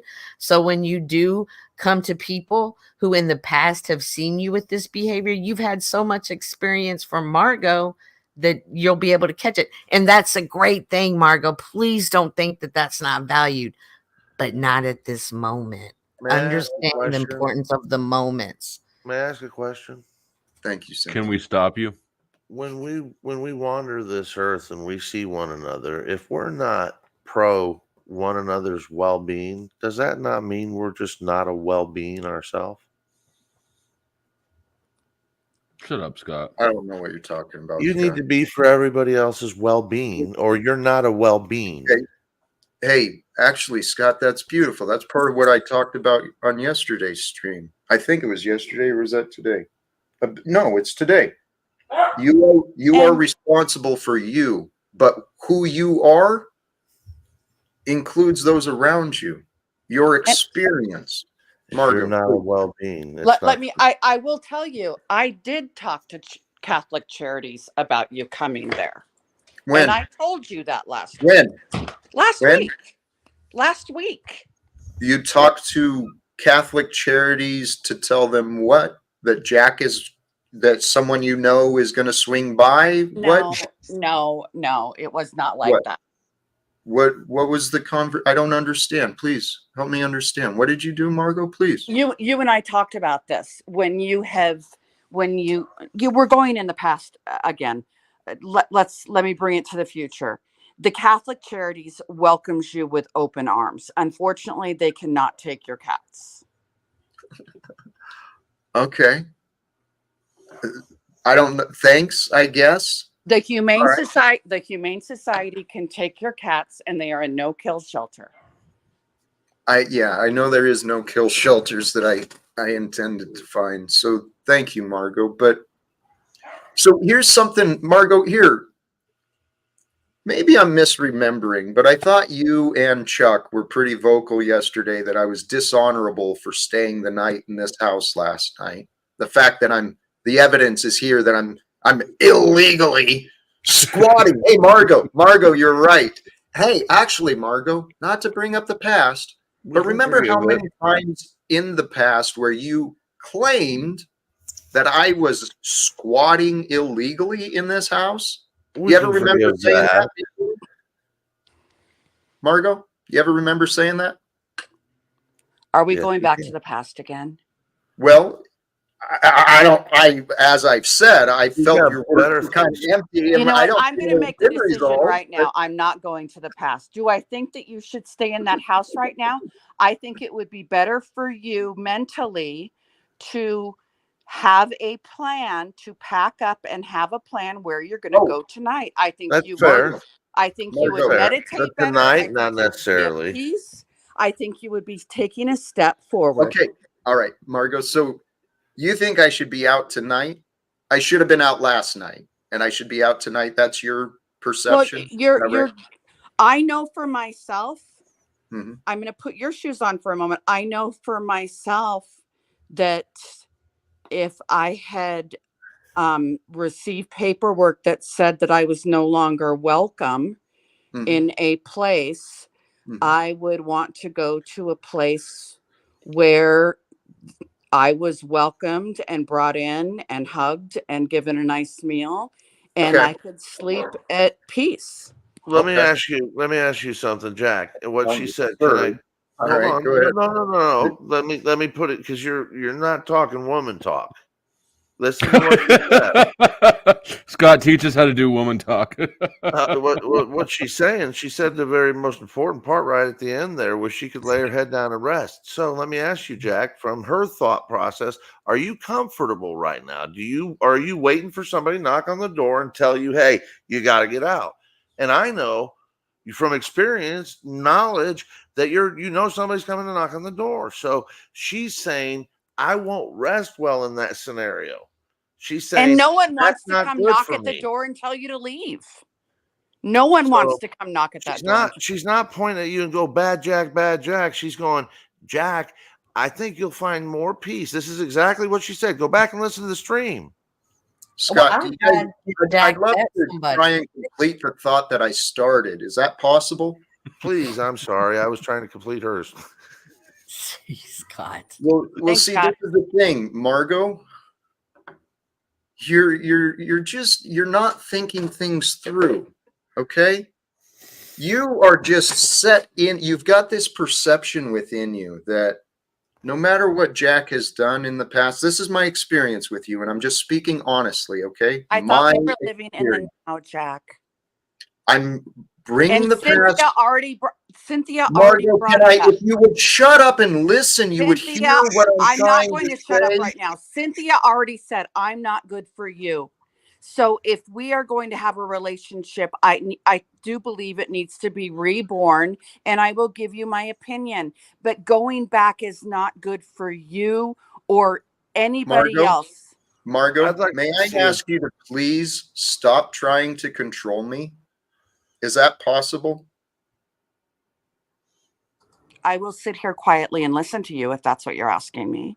Hey, can No, I what ask I'm asking you, is it possible for you to please stop trying to direct me and tell me what to do? Is that please possible? This goes in line with my Absolutely. request. Absolutely. Absolutely. Okay. Yes, you can. Okay, please, thank you.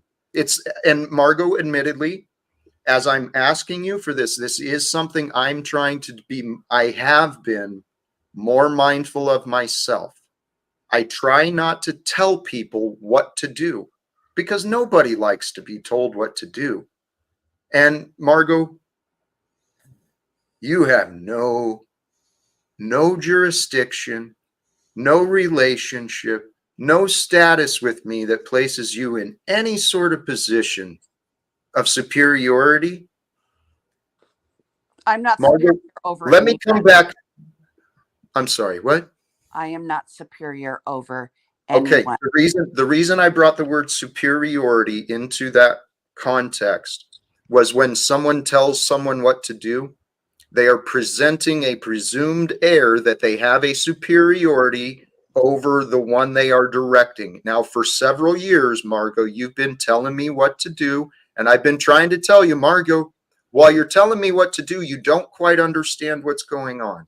Now, here, we'll bring it to this current conversation again today, the shelter topic. So, Margo, the last time, it's been a while since I've checked specific data, however, and I know the weather's changing, so maybe it's different than before, but as I understood, Spokane has a growing homeless population, and there has been a shortage of beds available.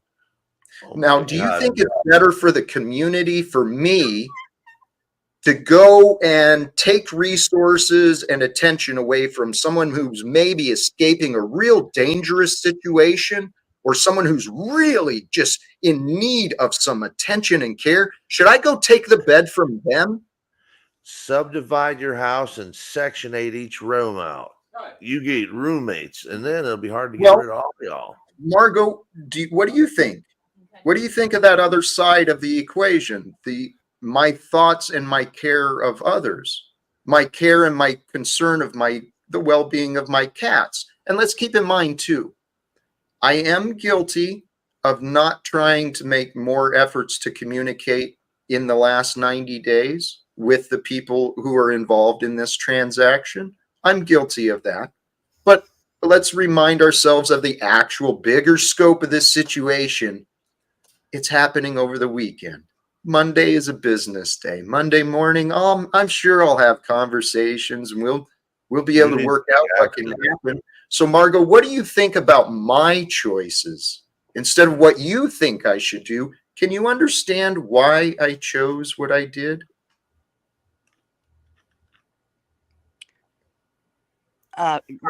Staying in the house over the weekend.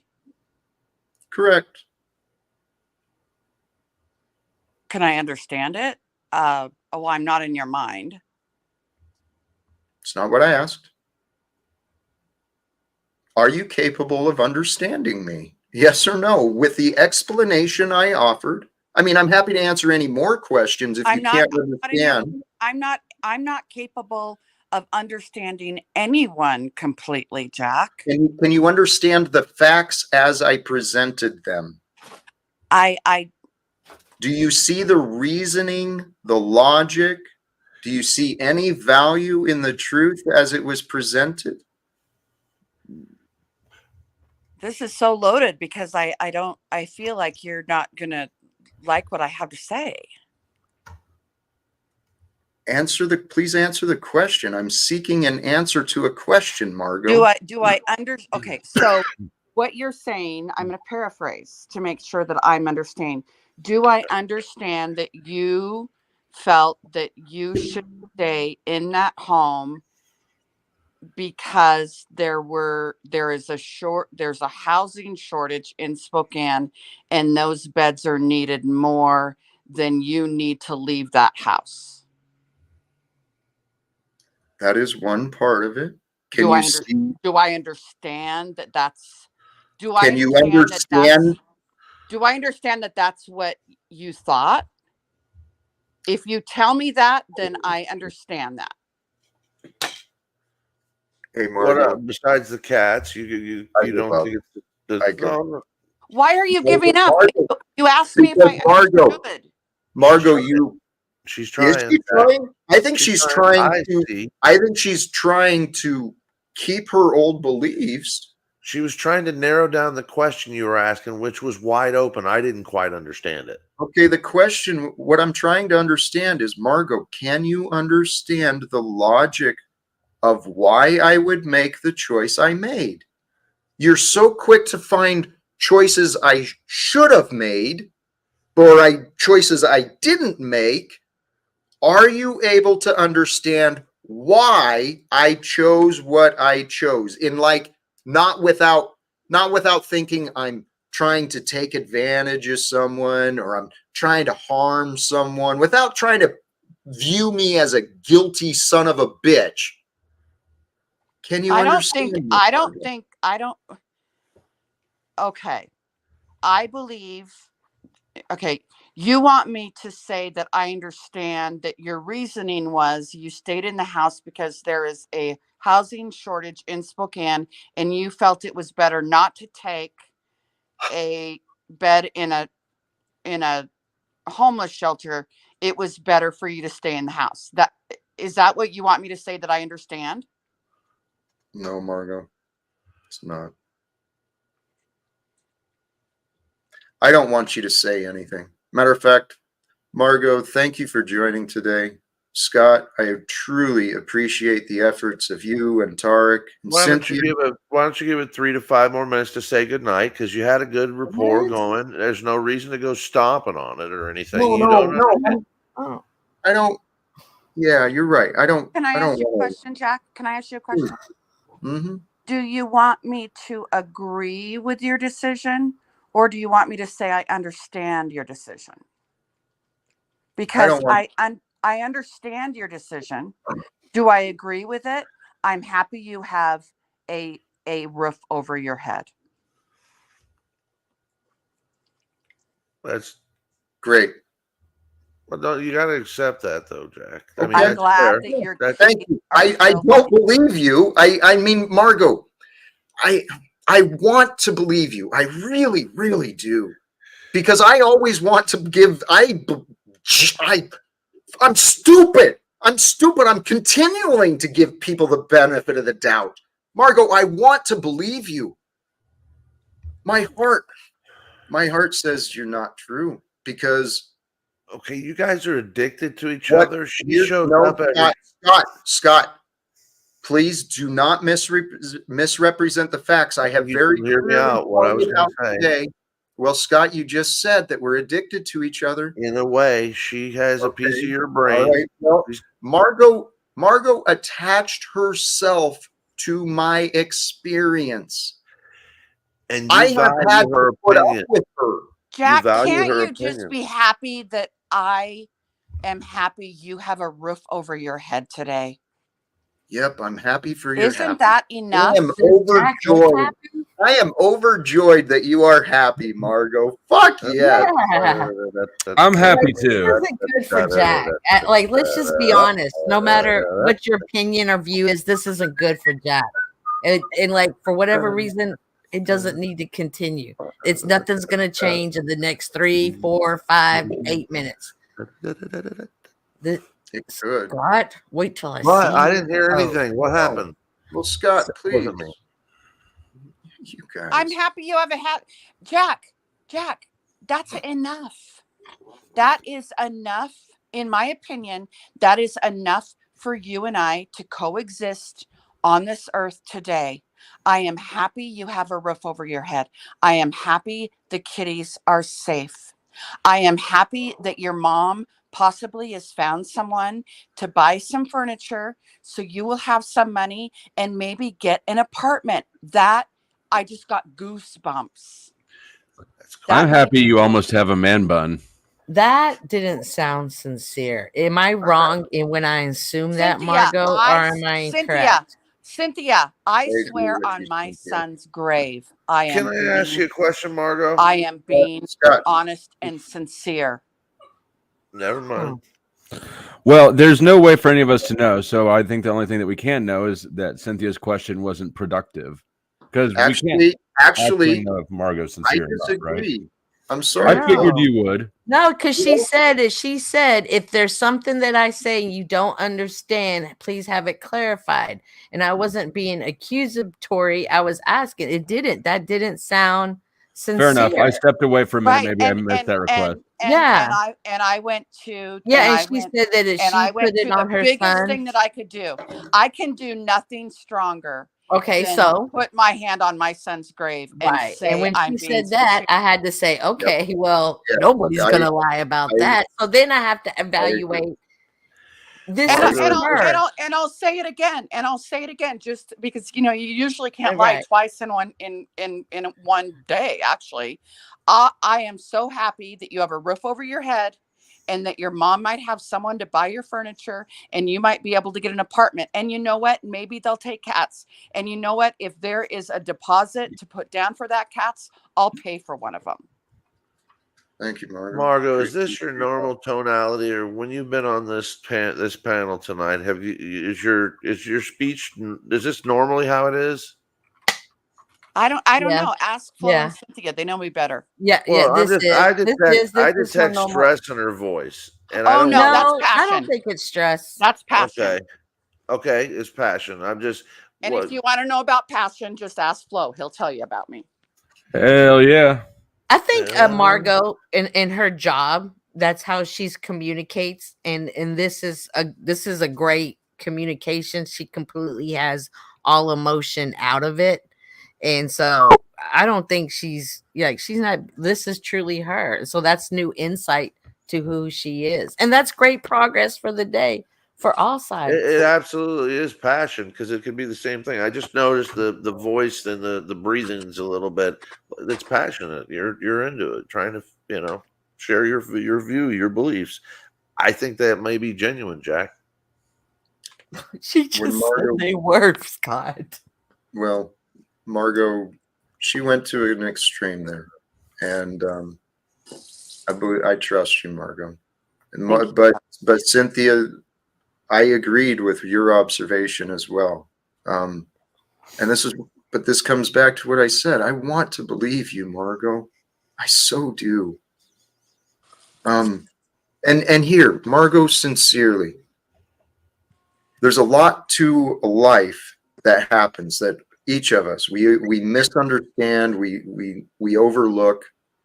Life happens and we don't always have clarity. Over the past several years, Margo, let's face it, I did not invite you to join my experience, but you've been a part of it for a long time. Can we please come back to the now, Jack? I'm not kidding. Margo, here, let me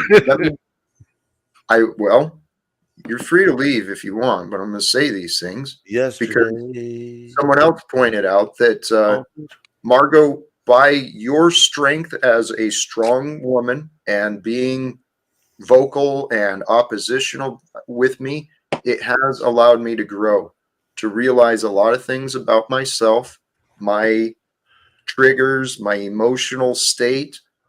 And I've been influenced by people like Flo on the stream, strong men who are able to do this. So I've been growing a lot over this last year. Margo, you've been a part of my development the past several years. I pray. Thank you for the compliment, by the way. That guy up there? Well, he didn't say Scott, did he?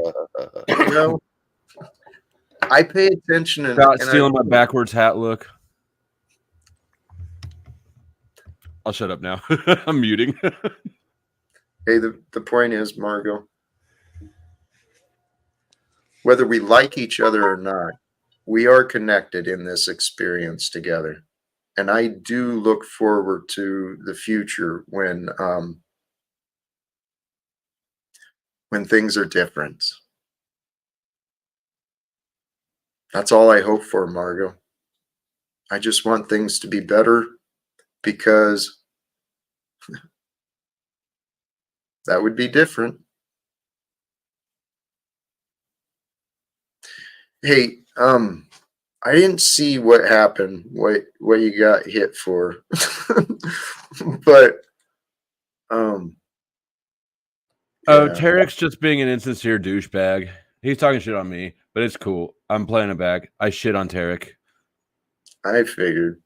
Now here's the thing. There's a lot. I see a lot similar to what's happened between Margo and I with the different personalities figuring each other out.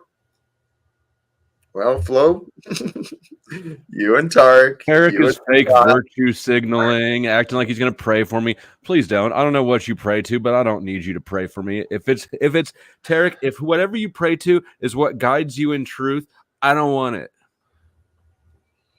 I don't know. I see. Yeah, Tarek knew just how to play you today. No. He knew just what you wanted to hear. He came up here, but the fact of the matter is, Tarek has no truth. He has no foundation. He's just He's the good cop to snafu snaps. That is a partial truth, but I believe Tarek he gets underestimated and he gets misunderstood often. That's as well. what he says as well. Well, over and over and over and over again, while he keeps doing the same damn things that get him misunderstood. No, Eric came in like a wrecking ball, and ever who taught him how to screen record and keep receipts should be smacked on the back of the hand. Because he has been running around doing that left and right. Tarek's here. Speak of the devil. Welcome back, Eric. All right, you're gonna speak about me for a second. You can do it on your channel. Spreading lies. I never disrespected anybody. I never lied to anybody. It wasn't me. I didn't know. It's okay, Jack. Let him talk. He's upset. He can't control his emotions. He's a bitch. Let's please. This is what I'm just saying. He's been mocking, saying things in the chat, doing things. I have let it go, but like, there's a time where you gotta stop, dude. No, there's not. Yes, there is. Everybody can be held responsible for their actions. When you stop running around running your mouth, I'll stop running my mouth. Well, yeah, that works. Well, if you want to talk about it, we talk about it. But Jack is tired. We'll talk about it a different day. Well, I'm going live soon. We can talk about it, Tarek. But you know my opinion. You've heard my opinion. I'm sure. My behavior. Look, I'm being reactive here. I'm responding to your behavior. You know what you do. It's been explained to you in plain English many, many, many times. You keep doing it. Stop doing it, and I'll stop doing what's bothering you. It's that simple. No, it's not bothering me at all, Flo State. You're wrong. Yes, what's bothering me is I can hear it in your tense little voice. Okay, what's bothering me, I'm telling you what's bothering me. What's bothering me is the fact every time I try to speak some truth about something, you're twisting the narrative and the words. That's what you do. Yeah. No, the problem is that you think that you can speak truth, but all you do is run around spreading lies. Well, I have the videos. Hold on. You said lies, right? You're trying to protect your boy Mitch because you saw him in person, correct? I have both videos. I'll put them on your channel today, so you can shut the fuck up to play your videos several times. You never have receipts. Actually, I wasn't even standing up for Mitch. I wasn't even standing up for Mitch then. I was I have the clips. You want the clips? I have both of them. We'll see him. Then we'll see him. All right. So stop saying I'm spreading lies. You're the liar. Well, even if you have the clips for you and Mitch's dispute, you still spread lies. Okay, we'll go with that. I'll respect it because it's Jack's panel. Jack, I'm not trying to give you a headache. You had a long day. And I just want to make sure I get this straight because Flow State gets in his feelings sometimes. He acts like he doesn't. He does. Tune in late night when Vato Eric's trying to get me in my feelings right now with that claim. Lie. I see the games. I see the pieces that are moving around. Like Tarek says, what is it that you say about me? You're calculated. Calculated. Right. A piece of what, Flow State? What piece is moving? Never mind, Scott. You just have to.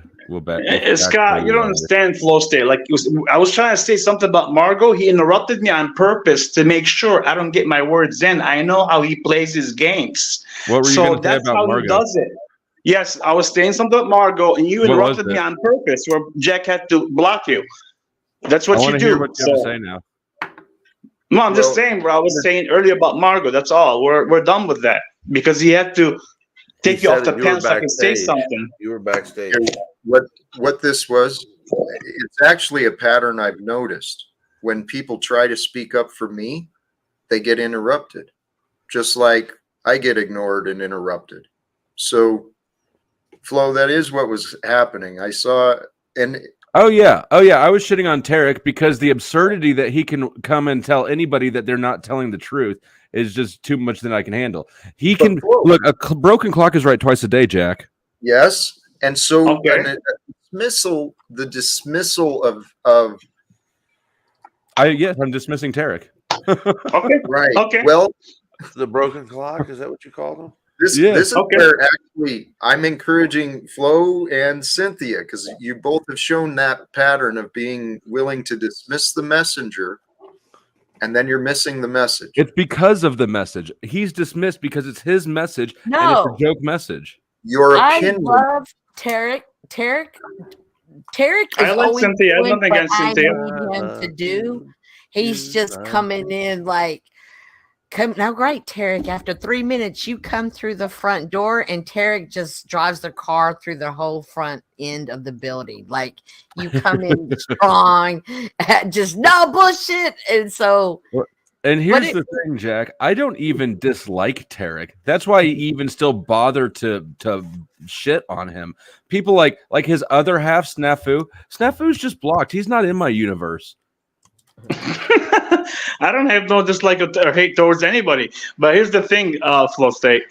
When you said I didn't have the thing for Margo, not only I have it, I have 3 of them that show that she said he was a moron, he was an idiot, and also she said to Mike Freeman in the chat that he called the cops and he was crying because he was scared. So when Margo said that she didn't say that, and you're saying I'm not saying the truth, that's a lie.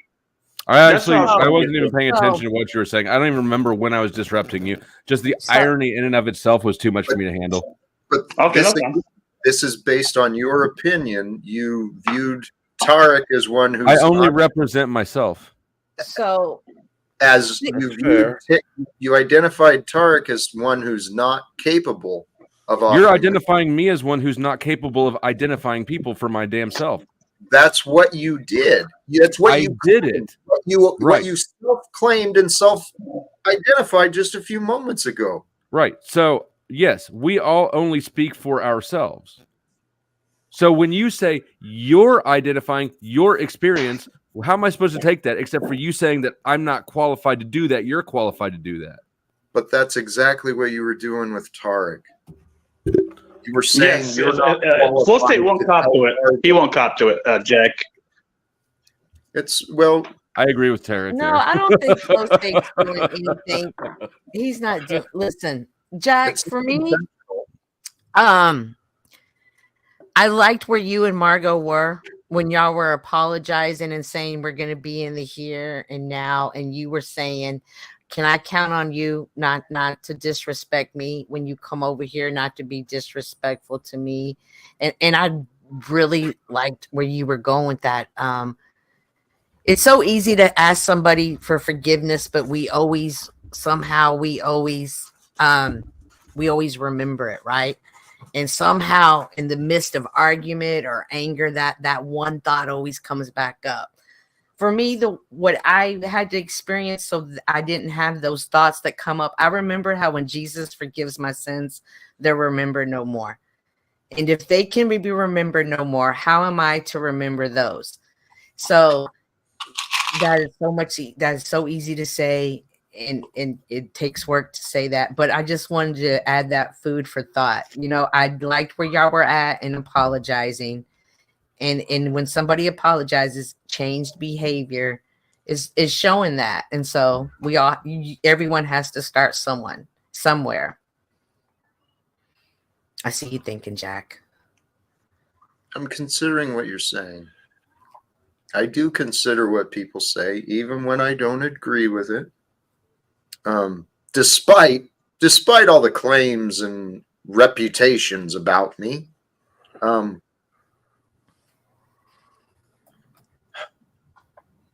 I appreciate that, Cynthia. And Margo, if you're still down there, genuinely, I said it in the chat, I genuinely appreciate today with you. Whatever the world brings, whatever life brings, we've got to find a way to make the most of it. right? Indeed. And that's what life is about. We get to choose. We were chosen to be here. Somehow, some way, the universe chose for our spirit to emerge into life wherever we did at the time of our birth. And here we are. We've made it. We made it all this time, all these years. We made it to today. How fucking And we amazing. all know someone younger than us that's passed away. Yep. Amen. Many didn't make it this far. That's right. Mm-hmm. Many I'm younger. younger than all you. I just wanted to point I that know. out. And so it's easy to get, I've told this story of why I don't look in the rear view mirror. I heard someone else saying don't look back. It's easy. Oh, look at your man bun from the side, Jack. Right. It's coming in at the perfect time. Okay, Jack. I Okay. can't see it. I can't. Yeah. No, yeah. Yeah, okay. I'll The look little at it. flex. But anyways. The Lord works in mysterious ways. He was ignoring my demands that he get a haircut, and now the timing is fucking perfect. But I definitely saw a lot of growth. And again, I don't think Margo has ill intentions. I think that's just her profession. And we're all her. She treats us like the adult. Roger. I think Now, hold on. There you go. Cynthia, and now that Yolanda's here, I want your opinions. As the man bun grows, don't you think the beard should go down to like a number 2? Yes, the beard does need to go down. It does. 3 or 2, 3 maybe. And then once you've got that look down, people are going to forget about Mr. Pie. Right, you need to bring in the sides too. Get the sides back up in that man bun. Oh my gosh. Oh yeah, you're there. Thank you.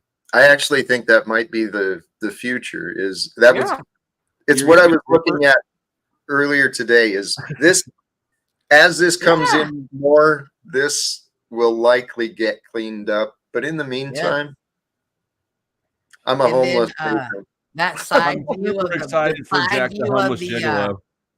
The side view of the man bun. Okay, Jack. Anyways, great live Flo. I'll see you if you're at your live in a Cynthia, few minutes. turn off your camera. Oh, doggone it. I came on at the end of it again. I'll try next time. We all come at the end. You Oh, are absolutely welcome. Well, I'll try next time. I was trying to come up here because I had a bone to pick with Mr. Tarek. So.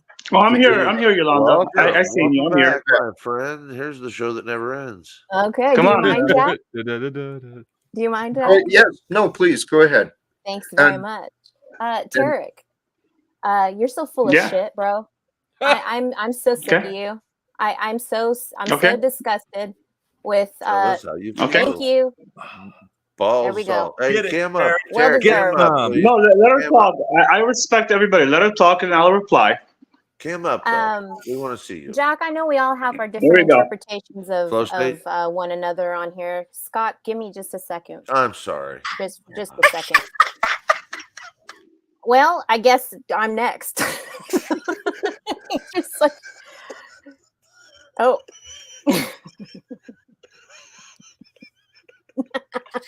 I like. Anyway, I'm so tired of Tarek's games that he plays with people policing them and telling us how to grow up on here. I think all of us have different ideas of what we want to do on here, and we come to have a good time. And I'm sick of this guy policing everybody all the time. It's ridiculous.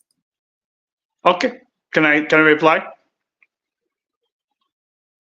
Okay, so this is why Yolanda's pissed. Okay, we got Yolanda, Bexx, and some other people plus Melanie. Jack, you can go through your chat after you're done and see what they said about me all day long, plus Red 40, every single day. Every single day, the same thing, gay, all the stuff, they bash me. I don't say anything. I say, please respectfully watch your words. And I didn't block nobody. I blocked Bexx for 5 minutes, and Yolanda got really pissed yesterday, and I said I only blocked her for 5 minutes. That's it. That's why she's pissed off. No, actually, I'm pissed off, Tarek, because ever since you started coming around to these panels, you've always done this wherever you go. It's a pattern that you have. It's not just here. It's everywhere. Jack has never been very specific on mod status or with the things that what he expects of a mod to do. And I find it fascinating when you go in there and you start deleting people's comments that have issues with you personally. I get what you're talking about with that, but as far as you trying to project Bexx's situation with me, no. But I see you going around warning us mods to watch how we speak in Jack's chat. Okay, let me ask Jack this question. Conversations with him about it. It's just ridiculous. No problem. Let's see who's ridiculous. Bro. Okay, let me see who's ridiculous. Jack, Melanie as a mod, should she call another mod an idiot, a moron, it smells like curry? Is this how mods supposed to treat each other? The ones that are supposed to watch the chat and make sure they're respectful? Oh, she does that to me every day. No, what I'm saying is, I understand that, but she's always done that to me, plus Red 40 and everybody else, the whole crew, right? So that's their thing, is to bash me every day. Is that how mod is supposed to be, though? Well, I'll tell you what, the chats differ, right? Sometimes Jack's chat's wild as hell. Sometimes we'll use Paul's chat is lit up all the time. Cynthia's, Flo's, everybody's chat can get lit up depending on the conversations with one another. And I've learned that the blocking, right, just makes it another level of the game against like making personal vendettas against one another. What's up, girl? Are you waving to me? Yeah, I was waving bye to Jack. Oh, okay, take care, Cynthia. Sorry, I thought you were waving to me. But I again, like, okay, I'll ask you this, Yolanda. Bronze Boy comes every day and bashes Jack. Is that, you think that should be allowed every day? And the other Paul's Monkeys, they do it every single day on the different accounts. You think those people should be allowed to talk every single day and bash them? Jack, you want to respond before I say anything? Feel free, please. Do you mind if I say something? I want to jump in. I'm going to take off. I'd like to just respond real quick. Tarek, there's everybody and anybody. They all have different personalities, and each mod comes from their own disposition. And for you to try and police them all, if you're not a mod, puts you in a position where now you're asking others to challenge somebody they may have some sort of kinship with. And you just got to, you got to relax and understand that this is the Wild West here. There's not a real, there's not a real cowboy out here with reins on these horses except for YouTube. And if you're the police state here and you and Snafu and everybody, I think it alienates you more than it actually endears you. So that's just my thought. Again, Scott, replying to you, I'm not the police state. All I'm saying to you, as a mod, if you go look under all my statement, I never bashed anybody, even before I turned anybody out. I just said what I said. I didn't say you were good, bad, or indifferent. Okay. And Jack, I'm gonna slip to the back, and I'll talk to you soon, buddy. Thanks for having me up, Tarek. Just try and watch it, because everybody has an opinion, and most of them stink, but we share them anyways. No problem. No, and again, I agree with you, Scott. But don't you have to put a line somewhere at the end, like when they keep doing it every day, all day bashing? Don't you? And I ask them, like, please be respectful. I don't never block anybody as a mod. Never right away. Never. Many times they keep doing it. It's like a nonstop thing to bash Jack. Is that how we deal with certain people? Tarek, this is the way it's been for a year and a half for Jack. This is nothing new under the sun, and you've seen Jack. There's days when he can handle it and there's days when he can't. I've come up here confused as a mod what to do as well. So I don't want to make this about a mod status. That's not even what I'm trying to bring up here. My point is trying to police other people on what they can and can't say. I have a history with you, Tarek. And in the very beginning, you called me names and tried to make a narrative of me that was absolutely not true, and then trying to tell me today that I'm fake. So you don't know me. I've had one conversation with you somewhere else. I was in there for 10 minutes. I thought you were a fucking loser then, and I think you're one now. So just stay away from me, Jack. Please. It's fine. It's fine. Sorry about that, Jack. It's built up. I had to let it out. I'm sorry. I'm sorry. Well, I appreciate that, and Tarek, I appreciate you both, all of you guys, right? But just similarly to my efforts here with Margo, my personal efforts with Margo, leaving things unsettled it doesn't really serve us. What's up, Scott? Take it off. Take care. Yeah. Take care. Have a It's good way one, to bring everybody. it back around, Jack. You're right. I'm willing to let things go. I can let things go and move on and not have a problem with it. But I just know that this has been something frustrating wherever I go. It's just something I have to try to get resolved at some point. And I've invited him at some point to have a conversation with me, and I guess that's where it needs to happen. I encourage, if there's an invitation for conversation, I encourage people to explore it. Yep. And I Tarek, if I may, yep. part of this disagreement does involve me. And this stream and my lack of clarity that I've offered. I've shared the mod with a lot of people, and that's been an issue that, shame on me, I haven't really had good conversations. Part of it has been because, admittedly, I think what someone else said, it's like the Wild West. We're figuring this out as we go, and it's hard. It's challenging to communicate my hopes and expectations, but sincerely for the chat, what I'm trying to do here online, in the panels, in the streams, in the chat, I'm hoping for a community to be found. And sometimes in community, there's disagreements. We ruffle each other's feathers. It does happen, but we're all adults. If we can communicate through this, guess what? That's what life's about. We're here learning how to be human. And Tarek and Yolanda, I admire both of you sincerely.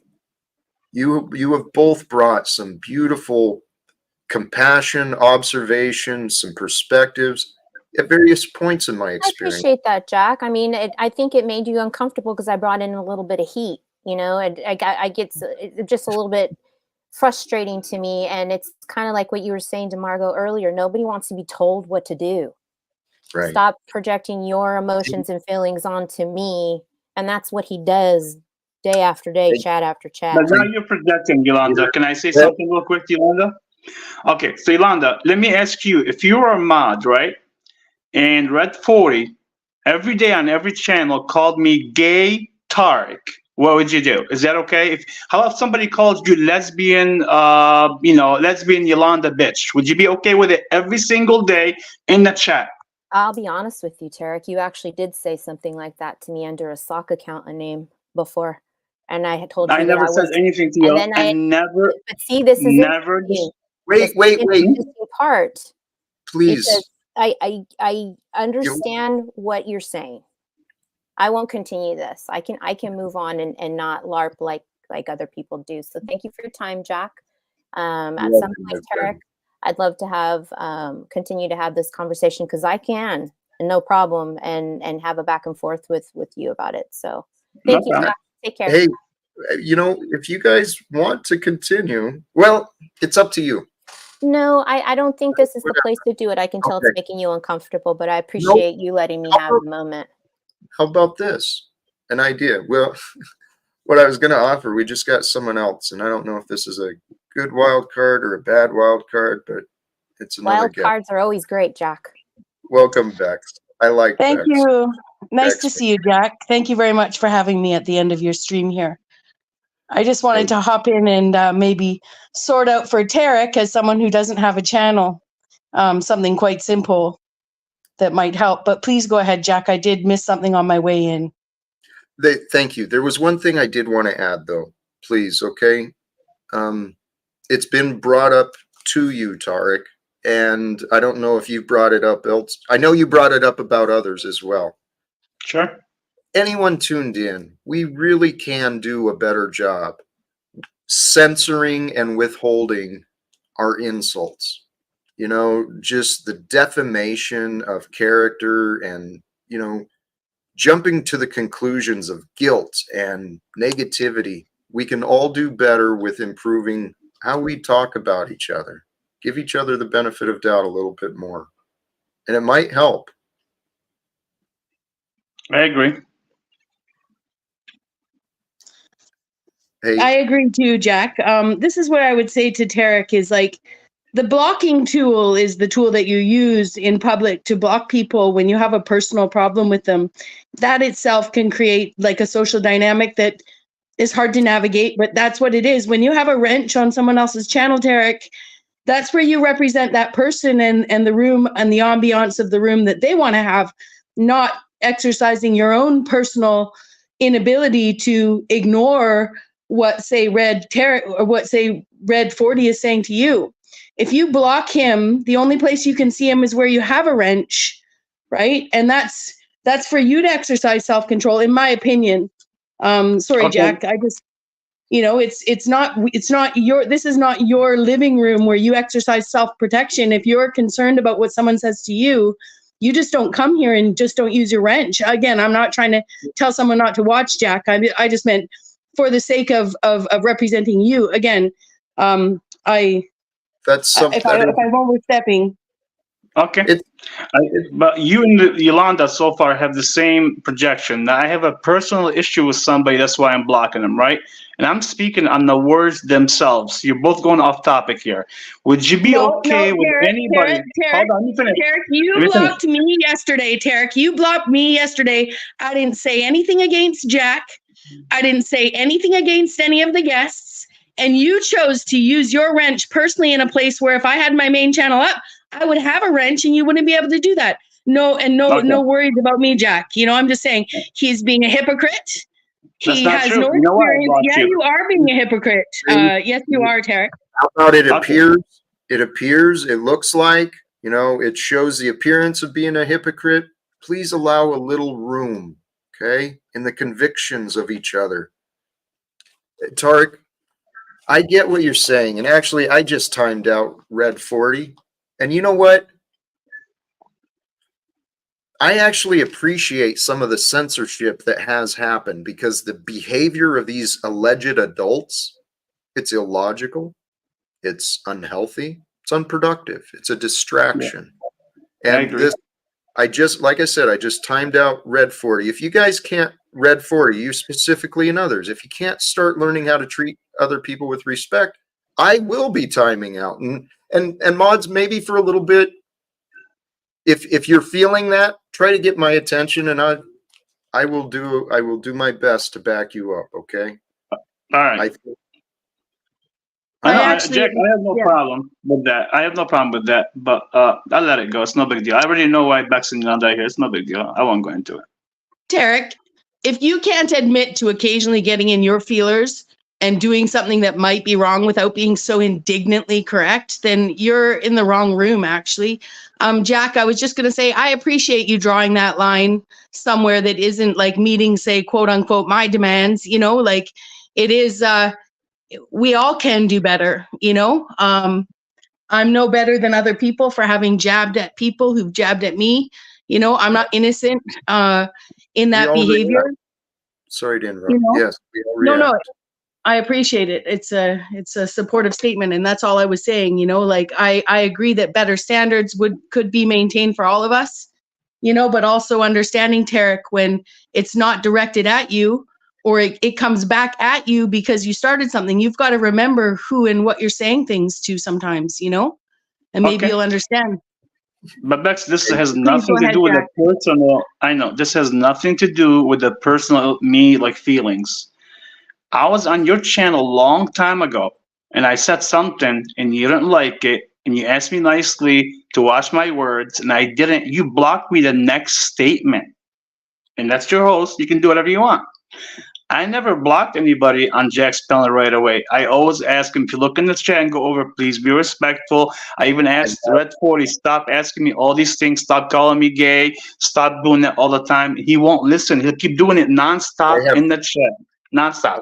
Sorry to interrupt, but I have witnessed Tarek asking, encouraging people, hey, check yourself. What are you doing? And people just. Well, Jack, can I just say, as someone that has been participating in this for a long, I always bring this up because I think it's important, which is why certain people like Tommy, myself, Bexx, yourself, anybody who has a history of the lore of all of these communities, right, and how long the storyline goes, that's when people can differentiate and tolerate more than others. And also, realize that it is sometimes just a storyline, or it's not as serious as the situation may be.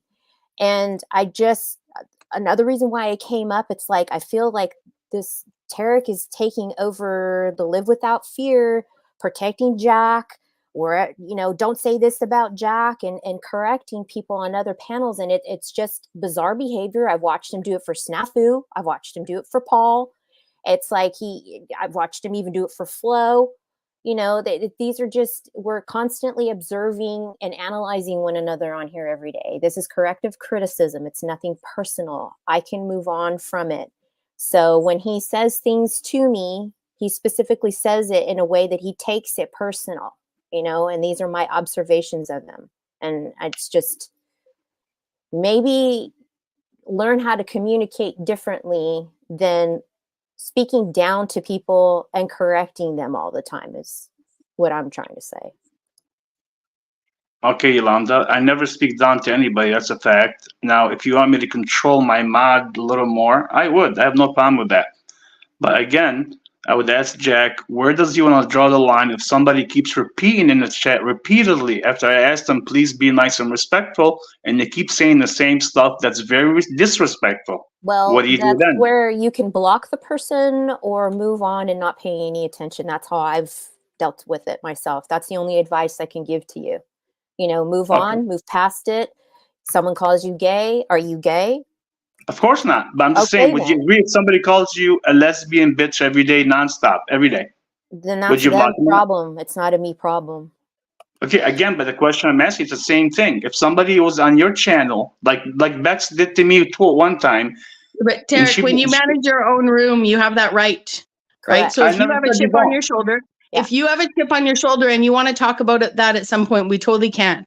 Right? Like we can go back and revisit that moment. Yeah. Thank you, Jack. I love you guys. That's why I was willing to let it go earlier, but I appreciate the time, Jack. Take care. I appreciate you guys as well. And Jack, I've been a little worried about you. I want to say that I've been a little worried about you, but you seem to rise above it all, and just know that you do have a lot of people that are genuinely looking out for your well-being. Thank you. Take care. Much love, my friend. Well, and I also appreciate this opportunity very much, Jack. I've been on a hiatus. I'm going to continue my hiatus and try to minimize my engagement in chat as well, while people don't have a platform to meet me in. So thank you for this opportunity to learn, and we'll meet again, Jack. Thank you so much for your time. Blessing, Bexx. I appreciate you joining. And Tarek, sincerely, my friend. Jack, you had a long day. I know you did, and it's been back and forth. So I appreciate everything. No, you did. You had a long day, and you've been very patient with a lot of people here today. And Yolanda was right in terms of not push it too much, because I know you had a long day. But again, we learn as we go. And thank you for having me on. Much love, my friend. Hey, and Tarek. Before you go, I've witnessed some of your experience. You have. I'll agree with some of the criticism, and just like some of the criticism against me, I agree with. You and I, we attract some of the adversarial responses we get by what we do, by what we say. But I have seen you just, Tarek, you're an honorable, I see an honorable man in you. I respect you and I appreciate you. Thank you. Thank you, Jack. I appreciate it. You have a very good night, man. I appreciate it. All right. You too, brother. And sincerely, brothers and sisters, those of you who are still here, thank you. Thank you. The topic today, avoid shame by choice. The reminder, you are chosen to choose. A big part of our responsibility, the gift of choice that our Father, the Creator, has offered to us in the design of who we are, right? In the design of being who we are as a man, as a woman of today. We have within us the I am presence, the awareness of God within, the I am that is. There is only one I am. In the Bible, the scripture, it talks about in the time of Moses, God identifies itself with the instruction, identifies itself, I am that I am. I am. I am. That is the first person in the present. You know, as I understand English grammar and the identification of verbs and nouns, the first person in the present is God. I am. As long as you have the awareness, the consciousness, the life, the breath of life within you, as long as that breath breathes you and you have the ability to say, I am, God is with you. That's what I've learned for myself. That's what I trust and know within me, is that God's presence is eternal. My opportunity is temporary. My moments are short. The moments I get to share with you, they are very short indeed in the greater scope of a lifetime, in the greater scope of eternity. The time you and I shared together today, this 3.5 hours, or whatever we end up with, it's fleeting. It's temporary. Everything in life is occurring in moments. These moments add up to a lifetime of experience, and pay attention to the moments of your life. Be present. Be filled with love. You are chosen to choose. Choose what is good for you. What is good for you is love. What is good for you is service of others. That really is what we're here to choose. The example of my Savior, Jesus, that example was of a selfless man. He wasn't selfish. He wasn't worried about what people were thought about him. He wasn't concerned about the name calling and such, the opinions. He knew the truth. I pray to know the truth. Lizard Tree, I know the truth of you. Your contributions and your support are truly greatly appreciated. Yours was one of the names came to mind last night as I was sharing the resources that have been received by me. Thank you. Thank you. You guys were part of my celebration last night. We will continue our celebrations of today and in the future. Brothers and sisters, I'm going to wrap it up here. Sincerely, thank you again. The Talcottian adventure is continuing. Tomorrow is Monday. We'll find out if I'm scheduled at the normal time or not. We'll find out if I'm streaming in front of the fireplace or not. All of that will be discovered by tomorrow. So please do the subscription thing, hit the notification, make sure that you find out when the Talcottian adventure continues, and tune in. Sincerely, thank you again for all of you who are joining the ride. For those who stick around through the closing, I'm going to forward you over to Mr. Flow State, who is already started a panel, and he was a guest here earlier. So, brothers and sisters, thank you again, sincerely. Choose love, peace for everyone, and live without fear. God bless us all.